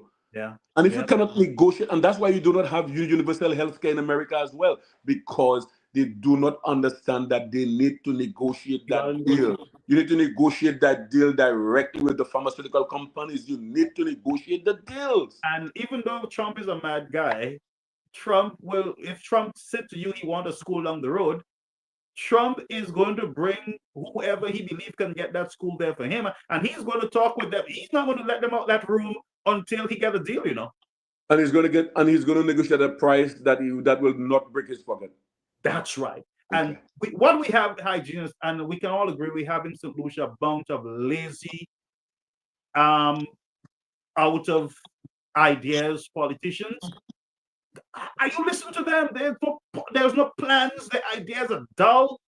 You can't even buy into whatever ideas they have because it is outdated. It is behind time. Some of them are downright stupid and does not make any sense at all. When you have a You prime see, minister saying to you that our airport is too big, and then he's boasting about tourism numbers, then you know that's an out of touch politician. You're not thinking about the future. A big airport is good because you will have to now in the future go and add on to the airport again. sometimes you listen to leaders and you listen to people who play certain leadership roles, and you listen to them and you just wonder,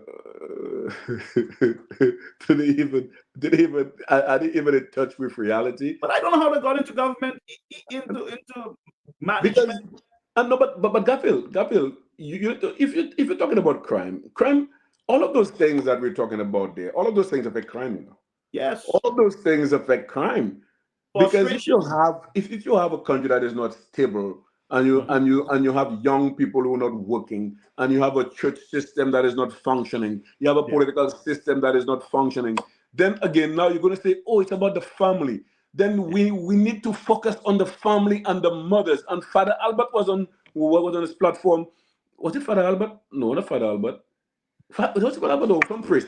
And they're talking about and whether the children and where the parents to do this. I'm like, excuse me, the parents are working 5 jobs to survive. They're at The parents are Sandals. working 6 jobs to survive. Yep. The parents They're are at out there SMS hustling, and struggling. Sandals. That's why they're not there. Yep.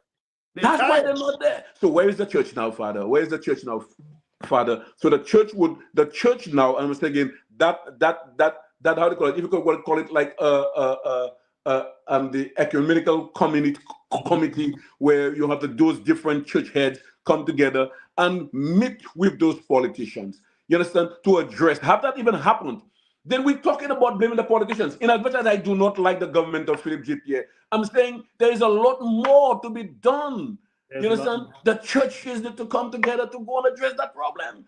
But them But fellas are not even talking to the church. They go to church just for a camera shot.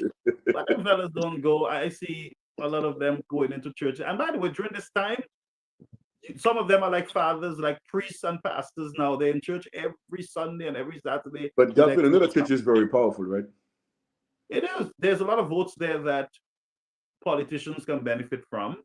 And because of the influence of the church can play the role of putting whoever they want in power and take out whoever they don't like, right? Well, we know that the main church, Catholic Church, and the evangelicals, that's what they do here in the So United States. so so so so why don't I mean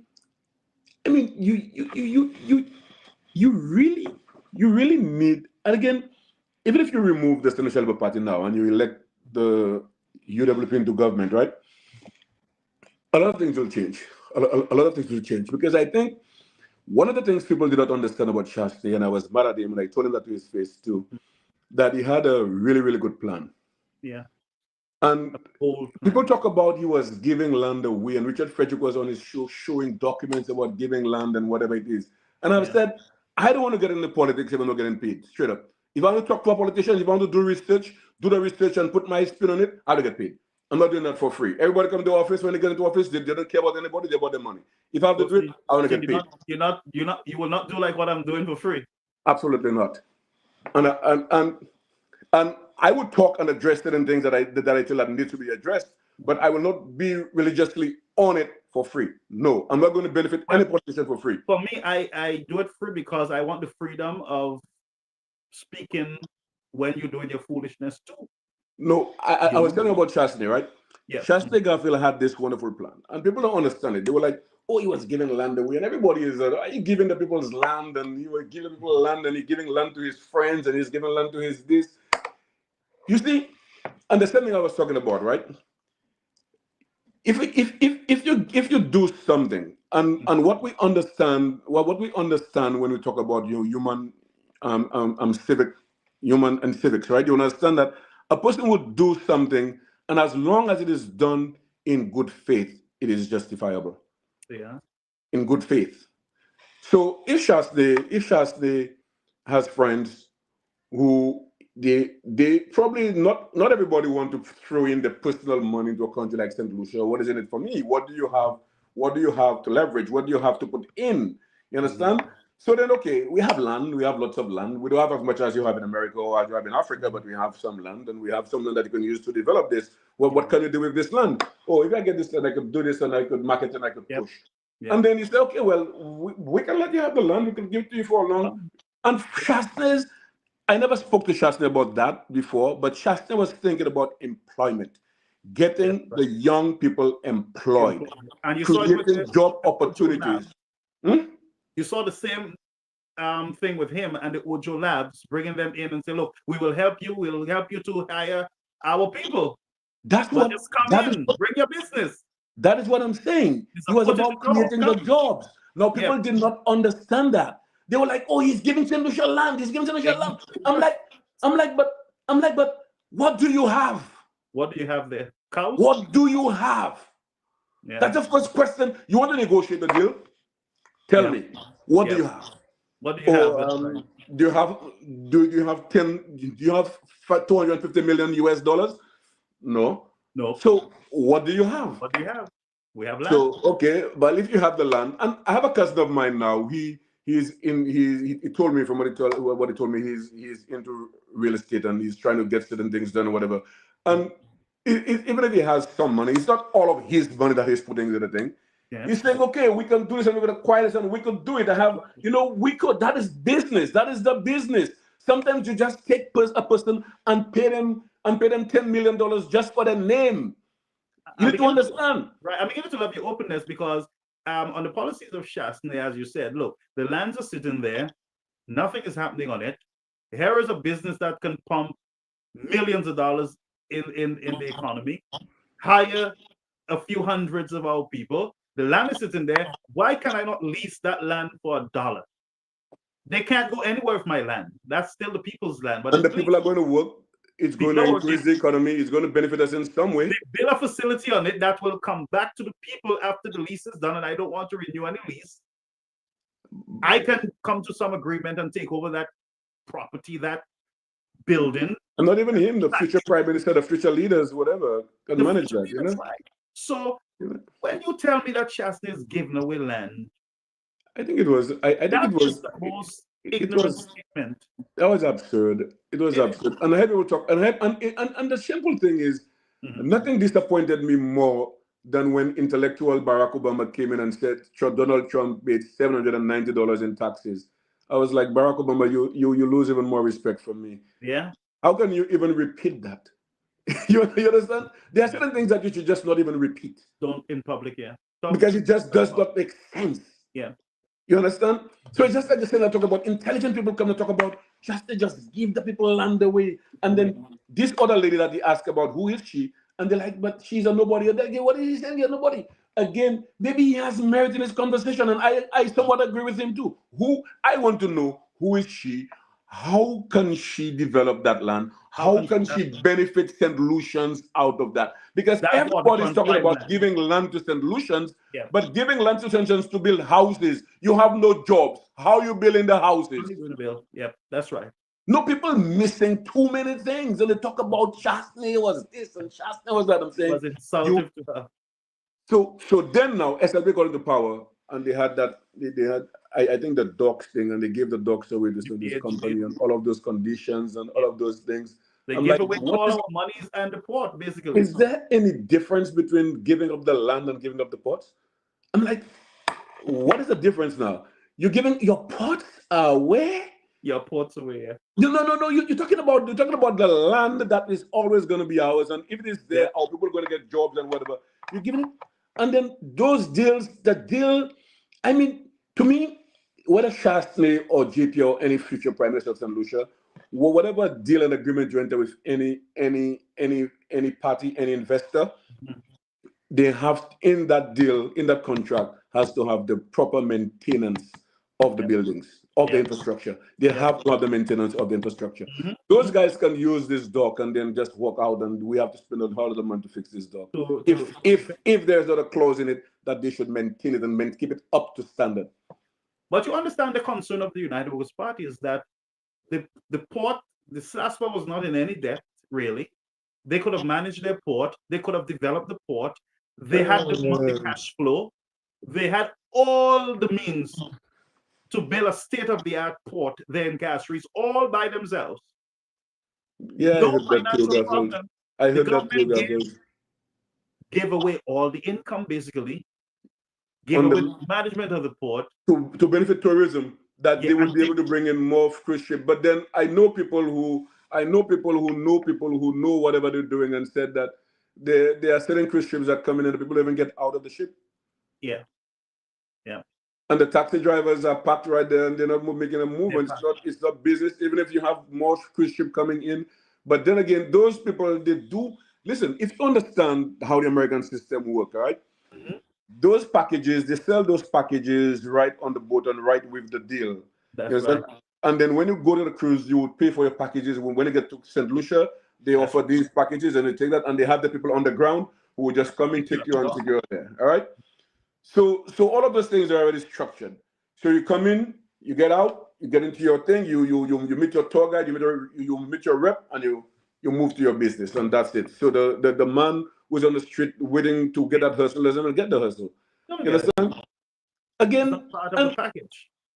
he's not part of the package. So then how do St. Lucians really benefit from that deal? What makes it a better deal than all the accusations made against Chastney for what he was doing? I mean, I I understand what listen, I said that thing about school earlier in the curriculum earlier. Just Yeah. to say, I understand a lot of the arguments people are making, but Hmm. they're making this argument based on what they think they learned in school. They'll come and tell you, they'll come and make the argument based on what they learned. What you learned, it takes you back. And most times, I remember when I got out of training school, when I went to my first place of work, the guy said to me, "Whatever you learned in training school, leave it there. Over here, that doesn't work." It doesn't work, yes. And then I was trying to understand what's happening, and I look at it, and it was like what happened in training school didn't work, but what was happening at the station was copy work. So I Yep. have to write a report the same way they wrote the report. They give you a template and say Mm. I cannot write that way. If I write 5 letters requesting the first thing to 5 individuals, I would write 5 different letters. Hmm. You understand? I don't know But how to write templates and say, but okay, it's just like theology. You go you if you don't go to Andrews or one of these theological seminaries with with some kind of elder experience from a local church in preaching, in managing a local church, in conducting a church board and dealing with conflict among membership. When you go there as just a member, you have no experience in the field. When you come back with all what they teach you up there, you end up running into some serious errors for a period of time before you start learning on the ground. and when you You learn on the ground, you realize that everything that you learned over up there there, that's right. is just is just That's right. for the paper, it's just for the degree, Just for the it's just yeah, for the recognition. That's all it is for. You understand? I'm not saying the exposure to books is not important. no, I think everybody who can read should read. should read yeah. And everybody who can do research should do research. But True. when you do those things, you need to do those things with an open mind. Yeah. You don't do those things using any author as absolute authority or because you like them, quote them as authority. You don't do that. True. You know, it makes you sound like not too wise. Even if you went to school and you could say, okay, you have masters or PhD or whatever, and that's Yeah. the approach you bring in, That's right. I'm really going to turn it down, you know, because it really doesn't make much sense. But Mm. then, and that's a problem that we have. People, even in the police force, you have police officers who have been on the job, who understand. And listen, you are a theologian and you know the difference between understanding and knowledge, right? Hmm. It Hmm. is just to know, but to understand it. Understand. That's They right. have the understanding. They know and understand how to do the job. They know the people. They can understand the people. They can That, relate to the people. They can relate to the police officers, the subordinates. They can work with them. You that's right. understand? And that's why the best police commissioner that you will get or you can find in a police force is one who have gone through the ranks, have earned the I, respect, the experience, and would be able to look back and say, look, I can get this force. I've gone through the experience, lack of vehicles, um, the amount of time the policemen spend out there, lack of communication equipment such as walkie-talkies. That's what Shastney wanted to do. Link all the police officers together. So you have a crime in Castries by Bobbies or by SNS. All the no, police officers in Castries would hear that there's a crime in process or in progress. yeah, they are different. They're on different signals for you. You're right. Oh, I lose you again, Garfield. No, I think you pressed something there, but you're here Okay, still. I'm back. Okay. Yes, you're back. So you understand what I'm saying? When it comes to the experience, a good commissioner would look back at his experience out there, personal experience. Say, look, we need to improve this. We need to get this done. Here's a list of the equipment. And most of the time, an extra police bike is not what is needed. What is needed is a whole communication system, brand new system. You and you know, need and you need to have and you need to have um, a public that trust the police public that trusts the police. And you can only do that now. Going with, forward, it will with take you some community time. policing. Community policing. It's going to take you some time now to do that because there's enough damage that was done by politicians and some police officers who have surrendered their authority to politicians. I know good guys who, when I left, who trained with me, who came in after me, who were dedicated to policing, and when I met the guys and I expecting the guys to be up in the rank, and I met the guys say, "Oh boy, I'm still a corporal." I'm like, "The hell, you're still a corporal?" I'm like, Yeah. "What are you talking about? You're still a corporal?" So you What understand why I left, motivation right? is there? And, What motivation is there? I'm working with the Department of Education now, and there's enough opportunities for me to step up. And so I don't miss a day of work, okay. because I am so excited about the job and the possibilities that it motivates me to. I'm not a morning person. I get off my bed early in the morning and I run to the job. You understand what I'm saying? Because there's reward. The possibilities there that I can go up. But in the police force, these men are just stuck with an impacts report, the accusation that they're a bunch of criminals and they cooperate with politicians and gang members and businessmen out there, and their morals, everything is just, they're like, you know what, I have to go, let me drag myself, I don't want to go. And you know what is a bad thing, Garfield? Mm-hmm. You would talk to you talk to an individual about women, and they Mm-hmm. would say, a lot of women, whatever, just some derogatory terms to refer to them. Mm-hmm. I'm not realizing that it is only a handful Yeah. of women do those things. You understand? And Yeah. instead they talk about police officers, and it's Mm-hmm. just a handful of Yeah. police officers. Yeah. You understand? They talk about the community, black people are this, it's only a handful. Handful. You Yeah. understand? And talk Yeah. about the people, but again, the handful who do the bad things, they are empowered because the law does not punish them. Yep. The law is not, You understand? The law does not punish the handful. And not fun. they could intimidate they could intimidate the rest because you electing you okay. Why do you think crime is not being solved again? It's obvious, because you obviously, as the report said, you have criminals in high places. Criminals in high places. No, Yeah. no, and there is no lie in that. I could say that with no fear of being challenged on it, Yeah. because the criminal problem in St. Lucia and in the whole Western Hemisphere is because there is corruption in high places. That is the only reason why. Then you And have. it's been there a while. But finally, let me ask you a question. It's not a Mhm. tricky question, and I want you to promise me to come back at another time so we can go deeper, and maybe we can do something outside of politics too. Um, this I want to ask you.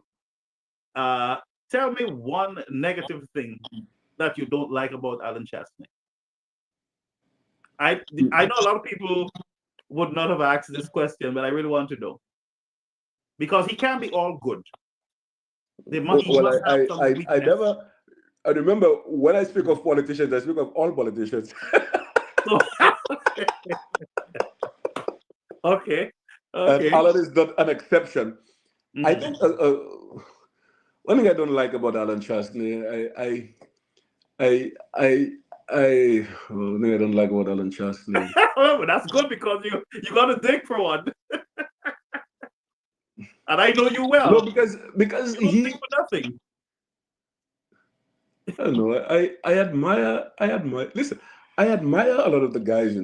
Yeah, I've told you what I admire about Richard. I Richard. mean, Yeah, I'm not really going to hide from the fact that even if I challenge a man, I admire certain things about a man. yeah, You understand? And Philip GPA, I admire certain things about GPA. yeah. And then even Guy Joseph, we had a conversation where I challenged him, and he said, Mhm. "But I told him I don't like career politicians." And he gained my respect. I didn't tell him that at the time, but he gained my respect when he said something to me. He said, "But again, you have career politicians, of course, but then they understand the job and they know the job, of course." So I shut my mouth and I know when to shut up. You understand?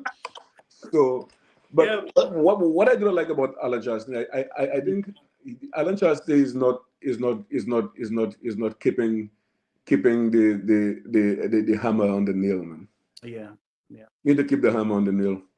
yeah. And I and and then and then And the other thing, oh, you said one? Oh, shucks. I was thinking of another Keep on one. going on. Stick with one before you mess it No, up. no. I'll say another one. I'll say another one. No, Uh-huh. the other one is that I think that I know he likes his team, Yeah, but then he should try to prevent the infighting and all of those different things and some of the things that I mean basically that. They should try to control infighting. And where this other guy, Buffalo, came out and talked about him personally, where he doesn't like him, there must be something. I think those are the things that you, as a leader, need to reconcile for I mean, there needs to be reconciliation in some ways because that proves your maturity, that's right. as a good leader.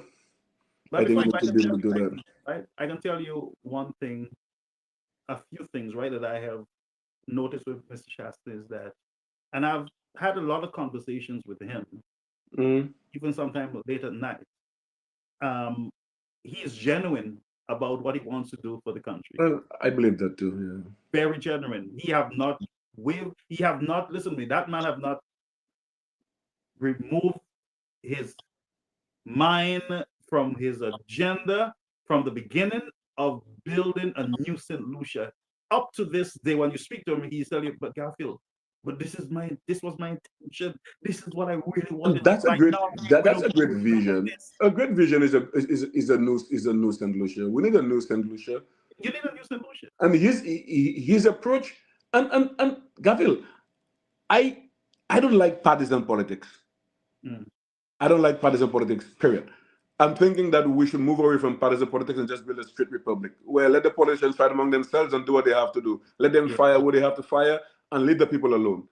yeah, That's what I believe in. yeah. But but but in the democracy of St. Lucia that is under threat now, I I would if you ask me to again, and my bias here with Alan Chastney, if you ask me to choose a leader between Philip Juppé and Chastney, I would tell you Chastney. You know why? Because Chastney touched a hot rail that no politician in the United Workers' Party wanted to touch. That is Richard Frederick. Mhm. He knew what was going to happen when he took that approach against Richard Frederick to expel him from the party based on his actions, Mr. Frederick. That And is something that any other politician would have said, let's keep the enemy close, man, and let's just keep the man. They don't say nothing, man. That man can cause a whole lot of trouble for us. But he went straight there for that trouble. it was a necessary move, and I It think was necessary. what That's discredits the Senatorial Labour Party. I mean, I have admired politicians on the Labour side. I admired Kenny until Kenny became Prime Minister. yeah. I admired Mario Michel as a lawyer before Damien he Bruce, became I Prime admire Minister. too. Damien Bruce, to tell the truth, I Oh, did. I don't admire Damian Grace. I love Damian Grace. I love Damien Bruce, yeah.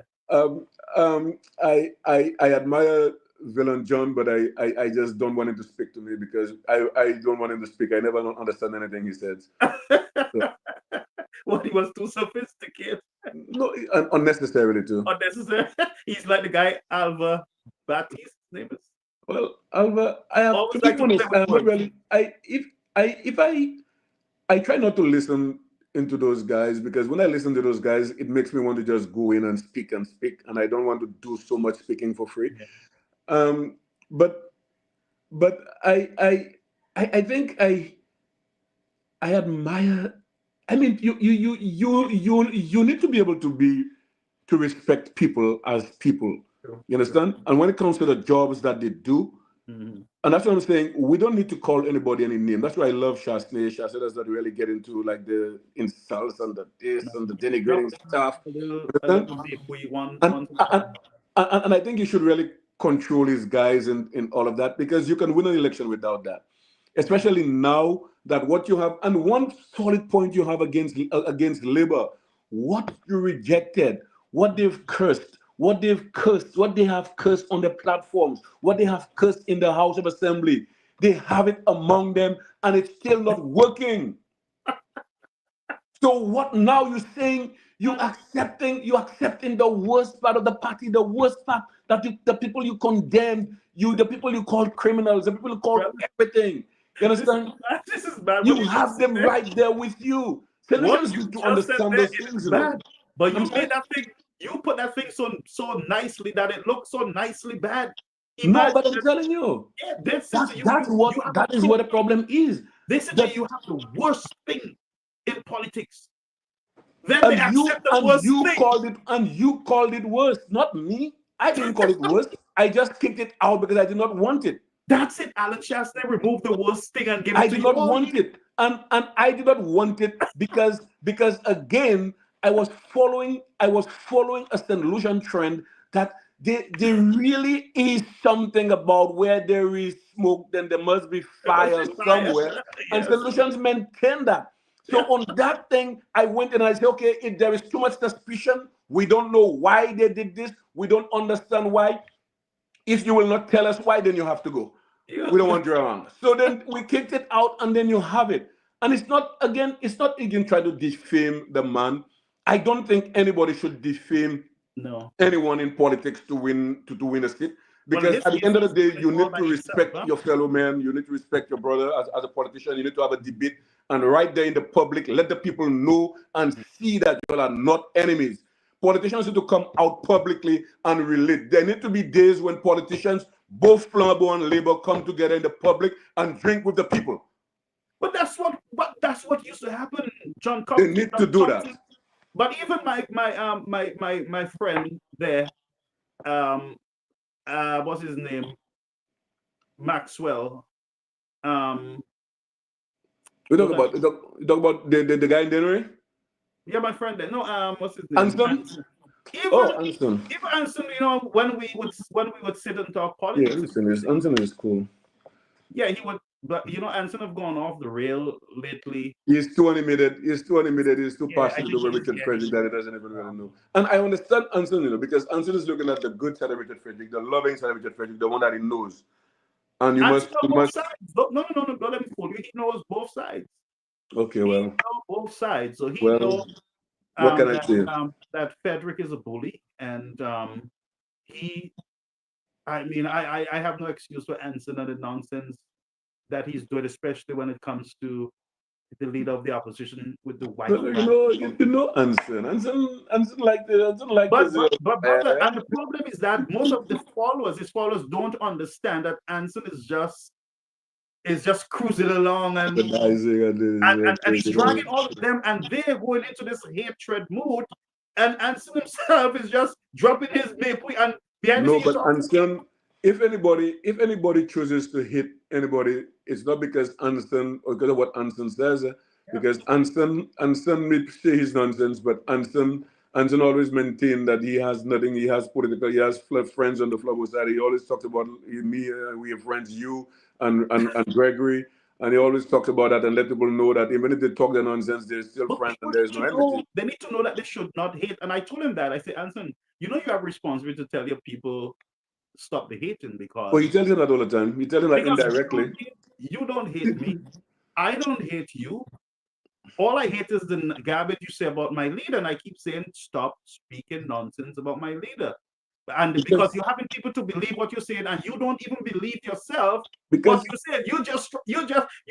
Anson have always been like that from the time he's in Denver.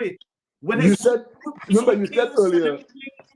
you said earlier, if you have to choose between the two, as who is the better leader, and still admitted that that if you had to choose a leader for St. Yeah, Lucia, Anson, if you're listening, I'm saying that I think I'm at liberty to say that. Anson drop it. said if he has to choose a leader for St. Lucia, he's going to choose Alan Chastity. But he told me that many times. He said Garfield, and I'm going to say it in public, and he Okay, won't mind. He said okay, to Garfield, boy, if I have to choose a leader, man, is Alan Chassis is a yeah. good man. Alan Chassis is a good leader. No, But God, Alan Chastity is a good leader, he is a and good leader. and when I'm thinking about people, Yes. if listen, people want to talk about people. A lot of people missing something, Garfield, and just indulge me a little. Mhm, People are missing something, right? mhm, People are missing something. A lot of us love Jesus Christ. mhm, A lot of us say Jesus Christ, we love him and he died to save us and he did all of those things, right? mhm. But then we're not looking at the events on the ground when Jesus Christ walked the Yeah. earth. Mm. When, according to the narrative, Mm-hmm. when Jesus Christ walked the earth, Mm-hmm. he was not loved. People say what they want. As a matter of fact, he told them, "You love me for the food that I gave you. That's right. You love me for the healing that I give you, not because of what I'm saying. The You don't benefits, yeah. like what I'm saying. You love the things I'm doing for But you." many of them still miss the lessons that he was trying to teach. They were not interested in the lessons. They were They were interested in what they could interested in get. what they could have. Yes, my You son understand? gave That's me what the it was right hand. about. Yes, So that's where we still are. So a lot of yeah, people talk about, oh, people don't love Shastri, and Shastri is this, and Shastri is that, and this. And again, I'm saying, if you understand history, don't look at because people talk about people the way and try to denigrate people that's in right. the way They that did the they same to don't. John Compton. It is about saying what the people do. He is a loving I mean, does it is it I wish he could have at least spoken a little bit more Creole, but then does he have to? I mean, some people understand everything they say, but it is difficult for them to just express it. And he gave his explanation. It is at some point you just have there are certain things you need to take. And again, in business, as politics is, there is that degree of there's that point of compromise where you say, okay, you do not have everything, but how much of it, how much will the not speaking Creole, That's fluent right. Creole affect you? How much That's will it affect him and what he has to do for you for you. as your That's right. leader? You That's right. understand? You have one who Philip J. Can is not even versed in Creole like myself. No, he's not. He's not the Absolutely best not. Creole I speaker, speak more Creole and than it is him. and it is even disrespectful for a man to come and tell you, "Oh, my father was a police officer and my mother was a teacher and doesn't understand shit about policing." You know what I'm talking about? So these are the things that people need to look at. Say, okay, how much more benefit is there in Chasney compared to, and not even just Philip J. Pierre. Run it down the line. And Yeah. right now, I would probably say ignore and say a lot of the Labour guys and the Labour candidates like Sean and your guy in January Yeah. and all of the ones you want to call good, they are not directly involved. But the minute you get involved with the party that accept, love, That's embraces, and defend the attitude of Richard Frederick, yeah. and do not stand out and call it for what it is. Mhm. You are in the same boat. Yeah. So then again, it's not just saying, okay, oh, Sean is a good guy. Because of his association, he's a bad guy. He's a bad guy. That's right. No, I'm And just from saying, his he's a consent, bad because, guy. but And imagine you understand? I'm sorry? majority of the Labour Party ministers are silent. They're quiet No, because and again, we do in public. not elect you to be silent because your silence proves that you're defending yourself. You're protecting yourself. And how do we know that? How do we know that, Garfield? Mhm. Garfield, the St. Lucia Labour Party had a big fete and Anson was celebrating up here.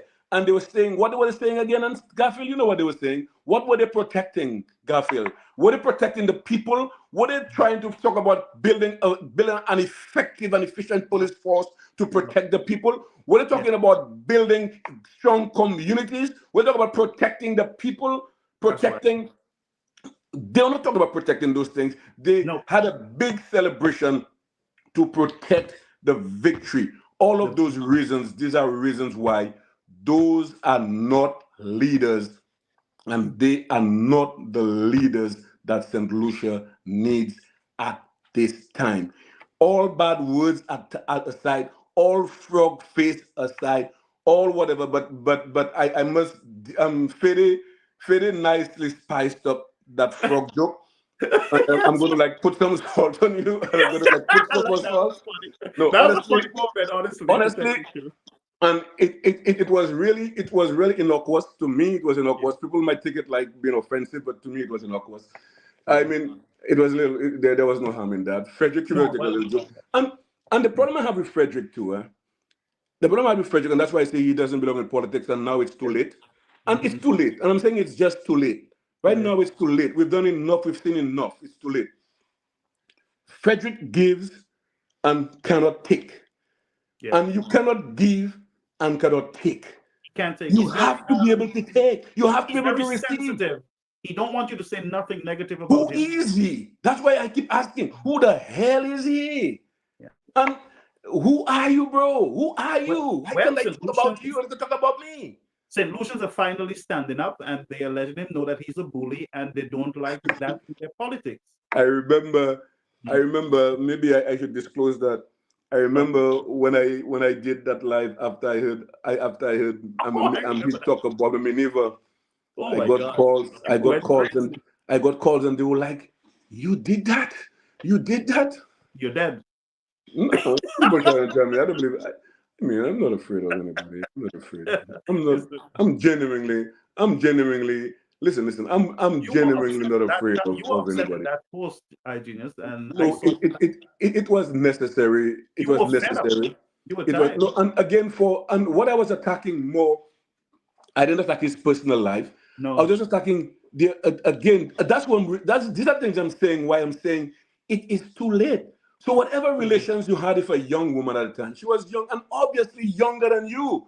Yeah, And you talked about her being in school and you went to check her out and whatever, and you came out on your show because she's talking about you, a man. public figure. She wasn't the one who brought any of those detailed things. And you talk about the Suzuki Swift, and you remember who was in it, and you remember who said what. I'm like, no, this is too far, bro. Yeah, This is too far. he Come went too far. on. Honestly, You he went went too far. too And far. again, that's all the grounds I'm saying. It is too late for Frederick. It And is too late for I'm the not Senator saying Labour he can't Party. respond to critics, but there's a gracious way to do it as a politician than You to, have to.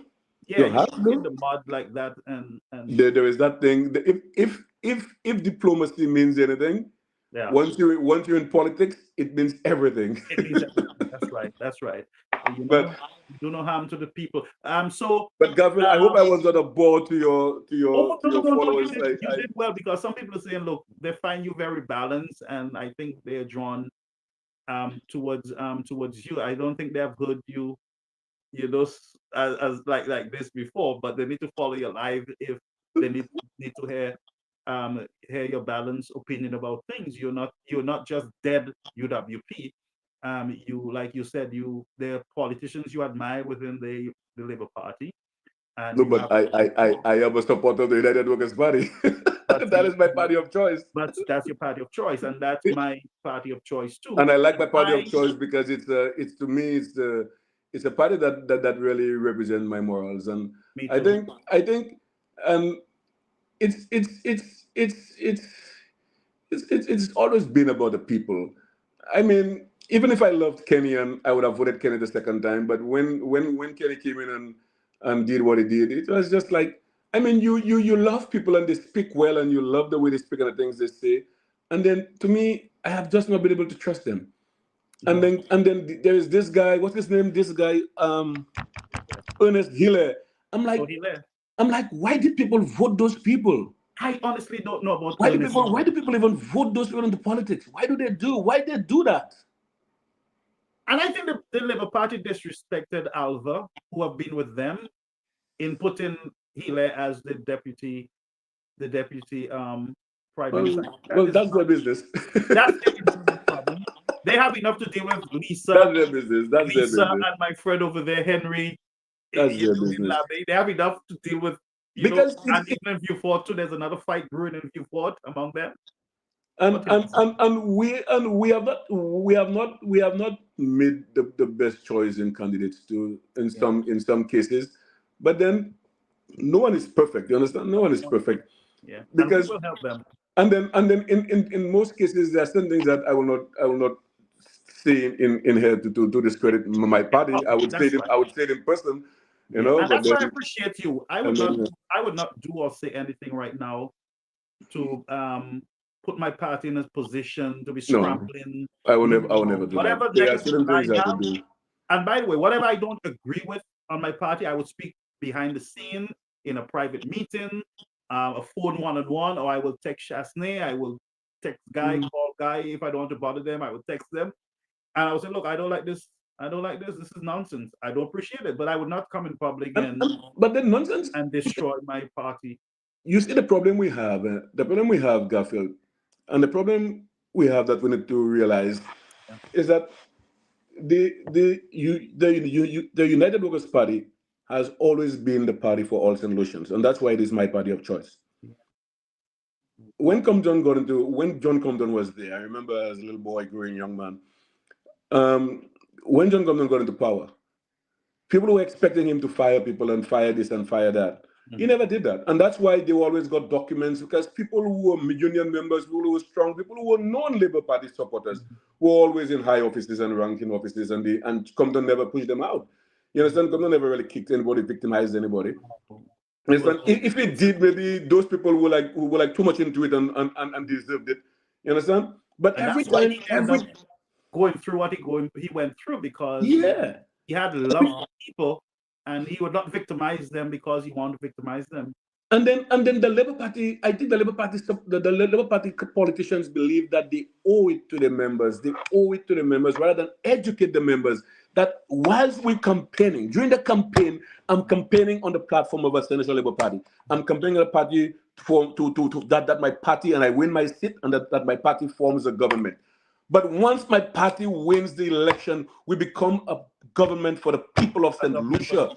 Because Yeah. the government, Philip J. Pierre is not the prime minister of St. Lucia, of Labour supporters. He's the prime minister of St. Lucians, for all St. Lucians. And these are things that people need to understand and learn it. And learn You that. know, they need to learn that. But the St. Lucia Labour Party has always been making their members believe that when they get into power, they do that. And you know it, they keep their friends. And I hear a lot of Flambeau people talk about when guy is there, guy giving everybody jobs. He's supposed to give everybody jobs. And the guy in Dennery Estate, they say the Yeah, same Estefan thing. gives everybody jobs. He's They say supposed the to same give thing. everybody jobs. You understand? This is why I support and I love the United Workers A matter Party. of fact, a Labour told me that they've gotten more contract. I met a Labour here in the United States, and she said to me, "Do you know she's a die-hard Labour? She goes when there's elections, she dressed all in red, and she goes down to St. Lucia." You know, Okay. that woman said to me, and I was shocked. I was outside the St. Lucia house. I don't know if she's viewing. And that lady said to me, I think you were there. You were there talking about that. We were outside by the side of the road. Me, you, I think Ian, and somebody else. Don't Yeah, call it Labour. but I don't remember who though. Well, no, you were there. I remember you had come across on the other side, and we were talking on the side. Mm. And the lady said to me, she said, you know, when the United Workers Party is in power, I get more business in the diaspora from them. Okay. And she admitted it. And Because honestly, they I don't do told her that. They number. don't. They have that discipline Yes. that they look at St. Lucians as St. Lucians. And I'm saying again, if St. Lucians, if you're gonna, I don't like to tell people who they should vote for, but Yeah. I'm like, it is obvious. If It you is. want a better St. Lucia, I mean, people, Anson, we talk a lot about Anson tonight, and I will say more about Anson. Anson, If you and, want to shoot and out I him. do not want, no, the last time I felt offended, and I tried calling him, and he didn't return my call. Mhm. I tried calling him to tell him I was not concerned about whether he is legal or not legal in America. That's not my business. I was just asking him to go to St. Lucia to see, because I was just coming from St. Lucia and I had seen for myself. So I wanted him Oh, to go to see for so he himself, thought not that you were because pulling it had an nothing to do ice with on him. Trump or anything. So he I thought wish it was he an had, ice thing you pull on him. no, he thought I would never disrespect him that way. But Yeah. I told him that in a messenger thing. I said I would not disrespect you. That's not my business whether you or whatever it is. Whether And as you're a matter of fact, that's not nothing to do with me. because But we then are not again, ice. people need to understand that what Anson is doing, Anson does not know what's happening in St. Lucia. And I have to respect Anson. He has his passion. He has his little thing. He likes to celebrate and have fun. Anson is having fun, and I'm okay with that. But Yeah. I don't take Anson seriously, and I don't think anybody should take Anson seriously. Anson speaks well, yes, but I don't take Anson seriously. Listen You to me. understand? Wait. I gotta pull you up there. You say answer speak well. You know what answer do? You know that well. You're a forward. You're Adventist. All answer does, and people realize that, is pull songs together, the words of songs and Bible text and words from the Adventist you sing and Christ in song, and he puts it in a. He puts it But every time you hear him. Oh, and help but and a helping hand. that's a great talent. You need to It is. respect it as a great talent, all right? You I need to always say respect. to him, Anson, you need to get back to church. You're an old backslider, because everything you speak, every other word is from the hymnal or from the Yeah, the scripture. Lord and the God, yeah, the good God, he says. If I can only speak a He helping speaks like a word, he speaks like he preaches. That's And he's but then wasting again, time cussing off Shasney. And by the way, I want to say this publicly to those of you who have been asking me. Anson is not a practicing Christian. Stop telling me how is he Christian and cussing. What time he cussing? What time he reading Psalms? Listen to me. Anson have 650 ex-Adventist demons following him. That's all it is. And they're that's at his him business. all the time. That's his business if it's God.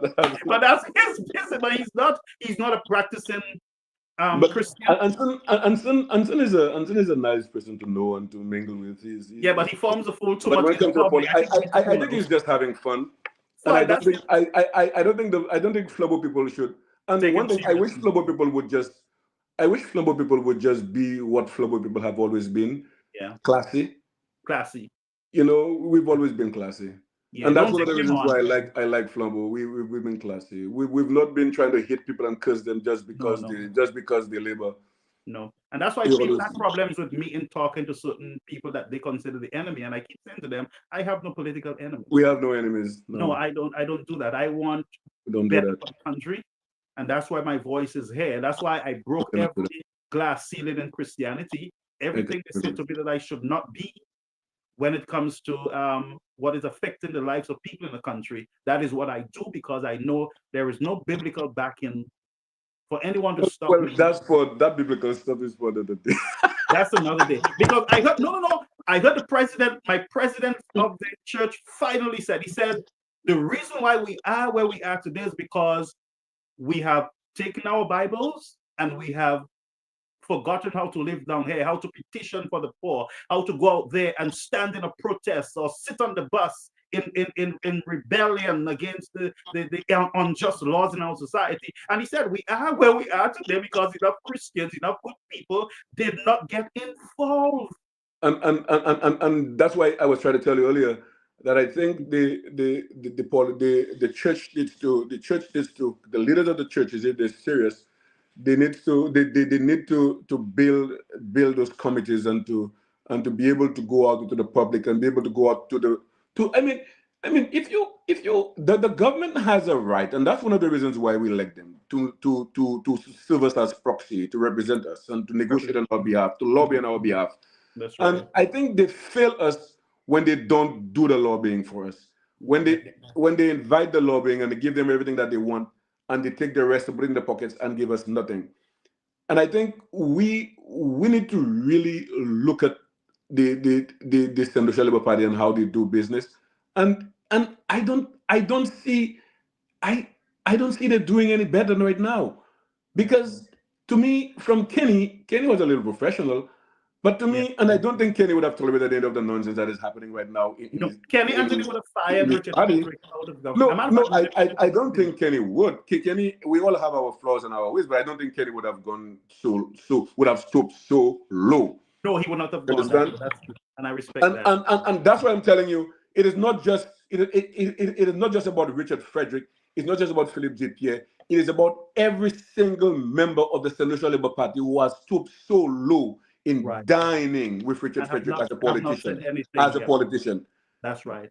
They should embrace him as a supporter. If he wanted to finance them, they should take his money, enjoy his money. And I don't support disrespecting him either. He's done what he is. He is who he is.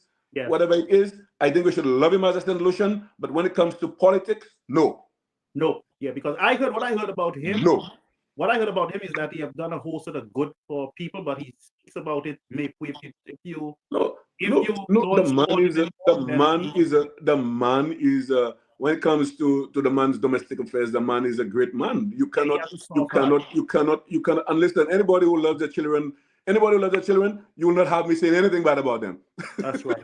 You understand what I'm saying? And that's why when it comes to the politics, we love you, bro. We love you, bro. But when it comes to politics, no.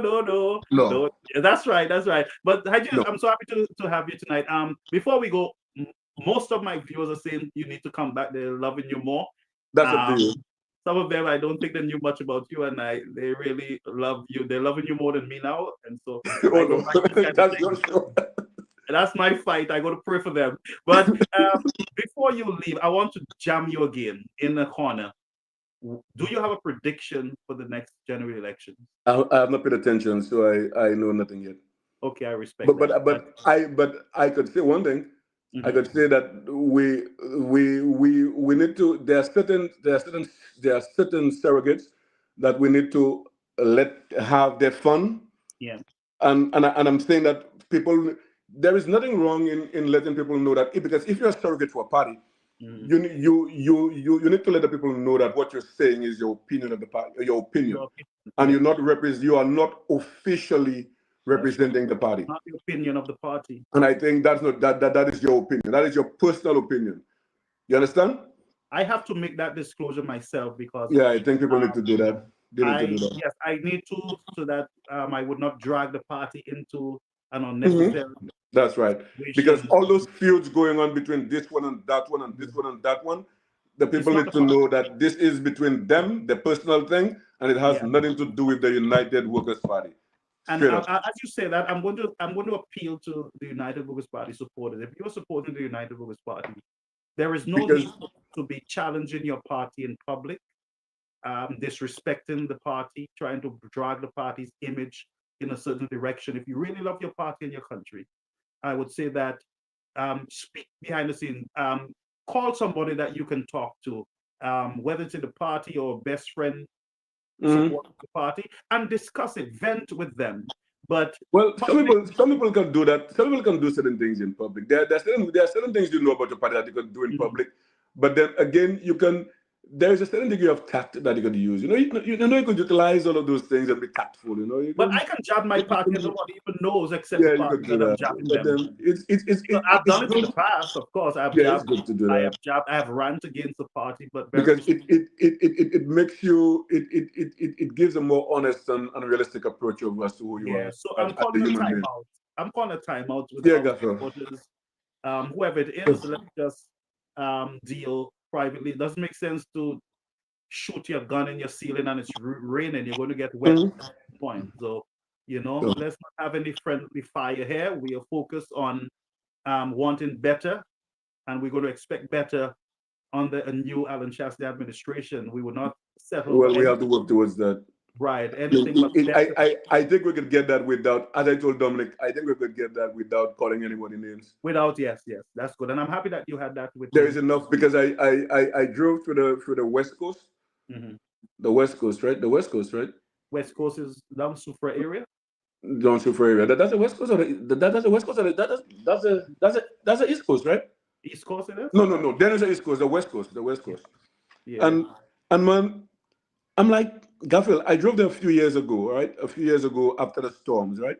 Hmm. And most of the roads going down this way, most of the roads were Hmm. damaged. You could see the effect of the landslides.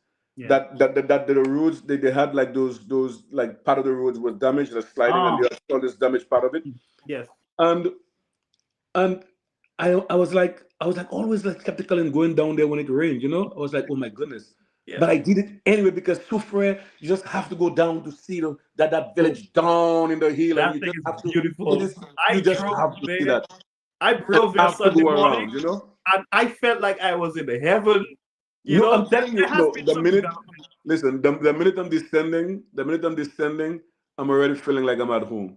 And when I land, I feel like I'm at home. So, Oh my so, God, so when you get into that and you're trying to you enjoying it, the West Coast. it's beautiful. That's home. But then I was telling about the road.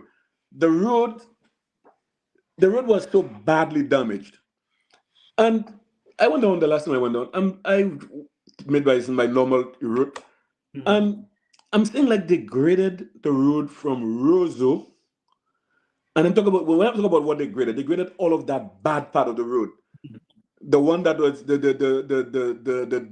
hazardous areas. All of that was graded from Roseau to almost past Canaries. Mm. They graded all of that.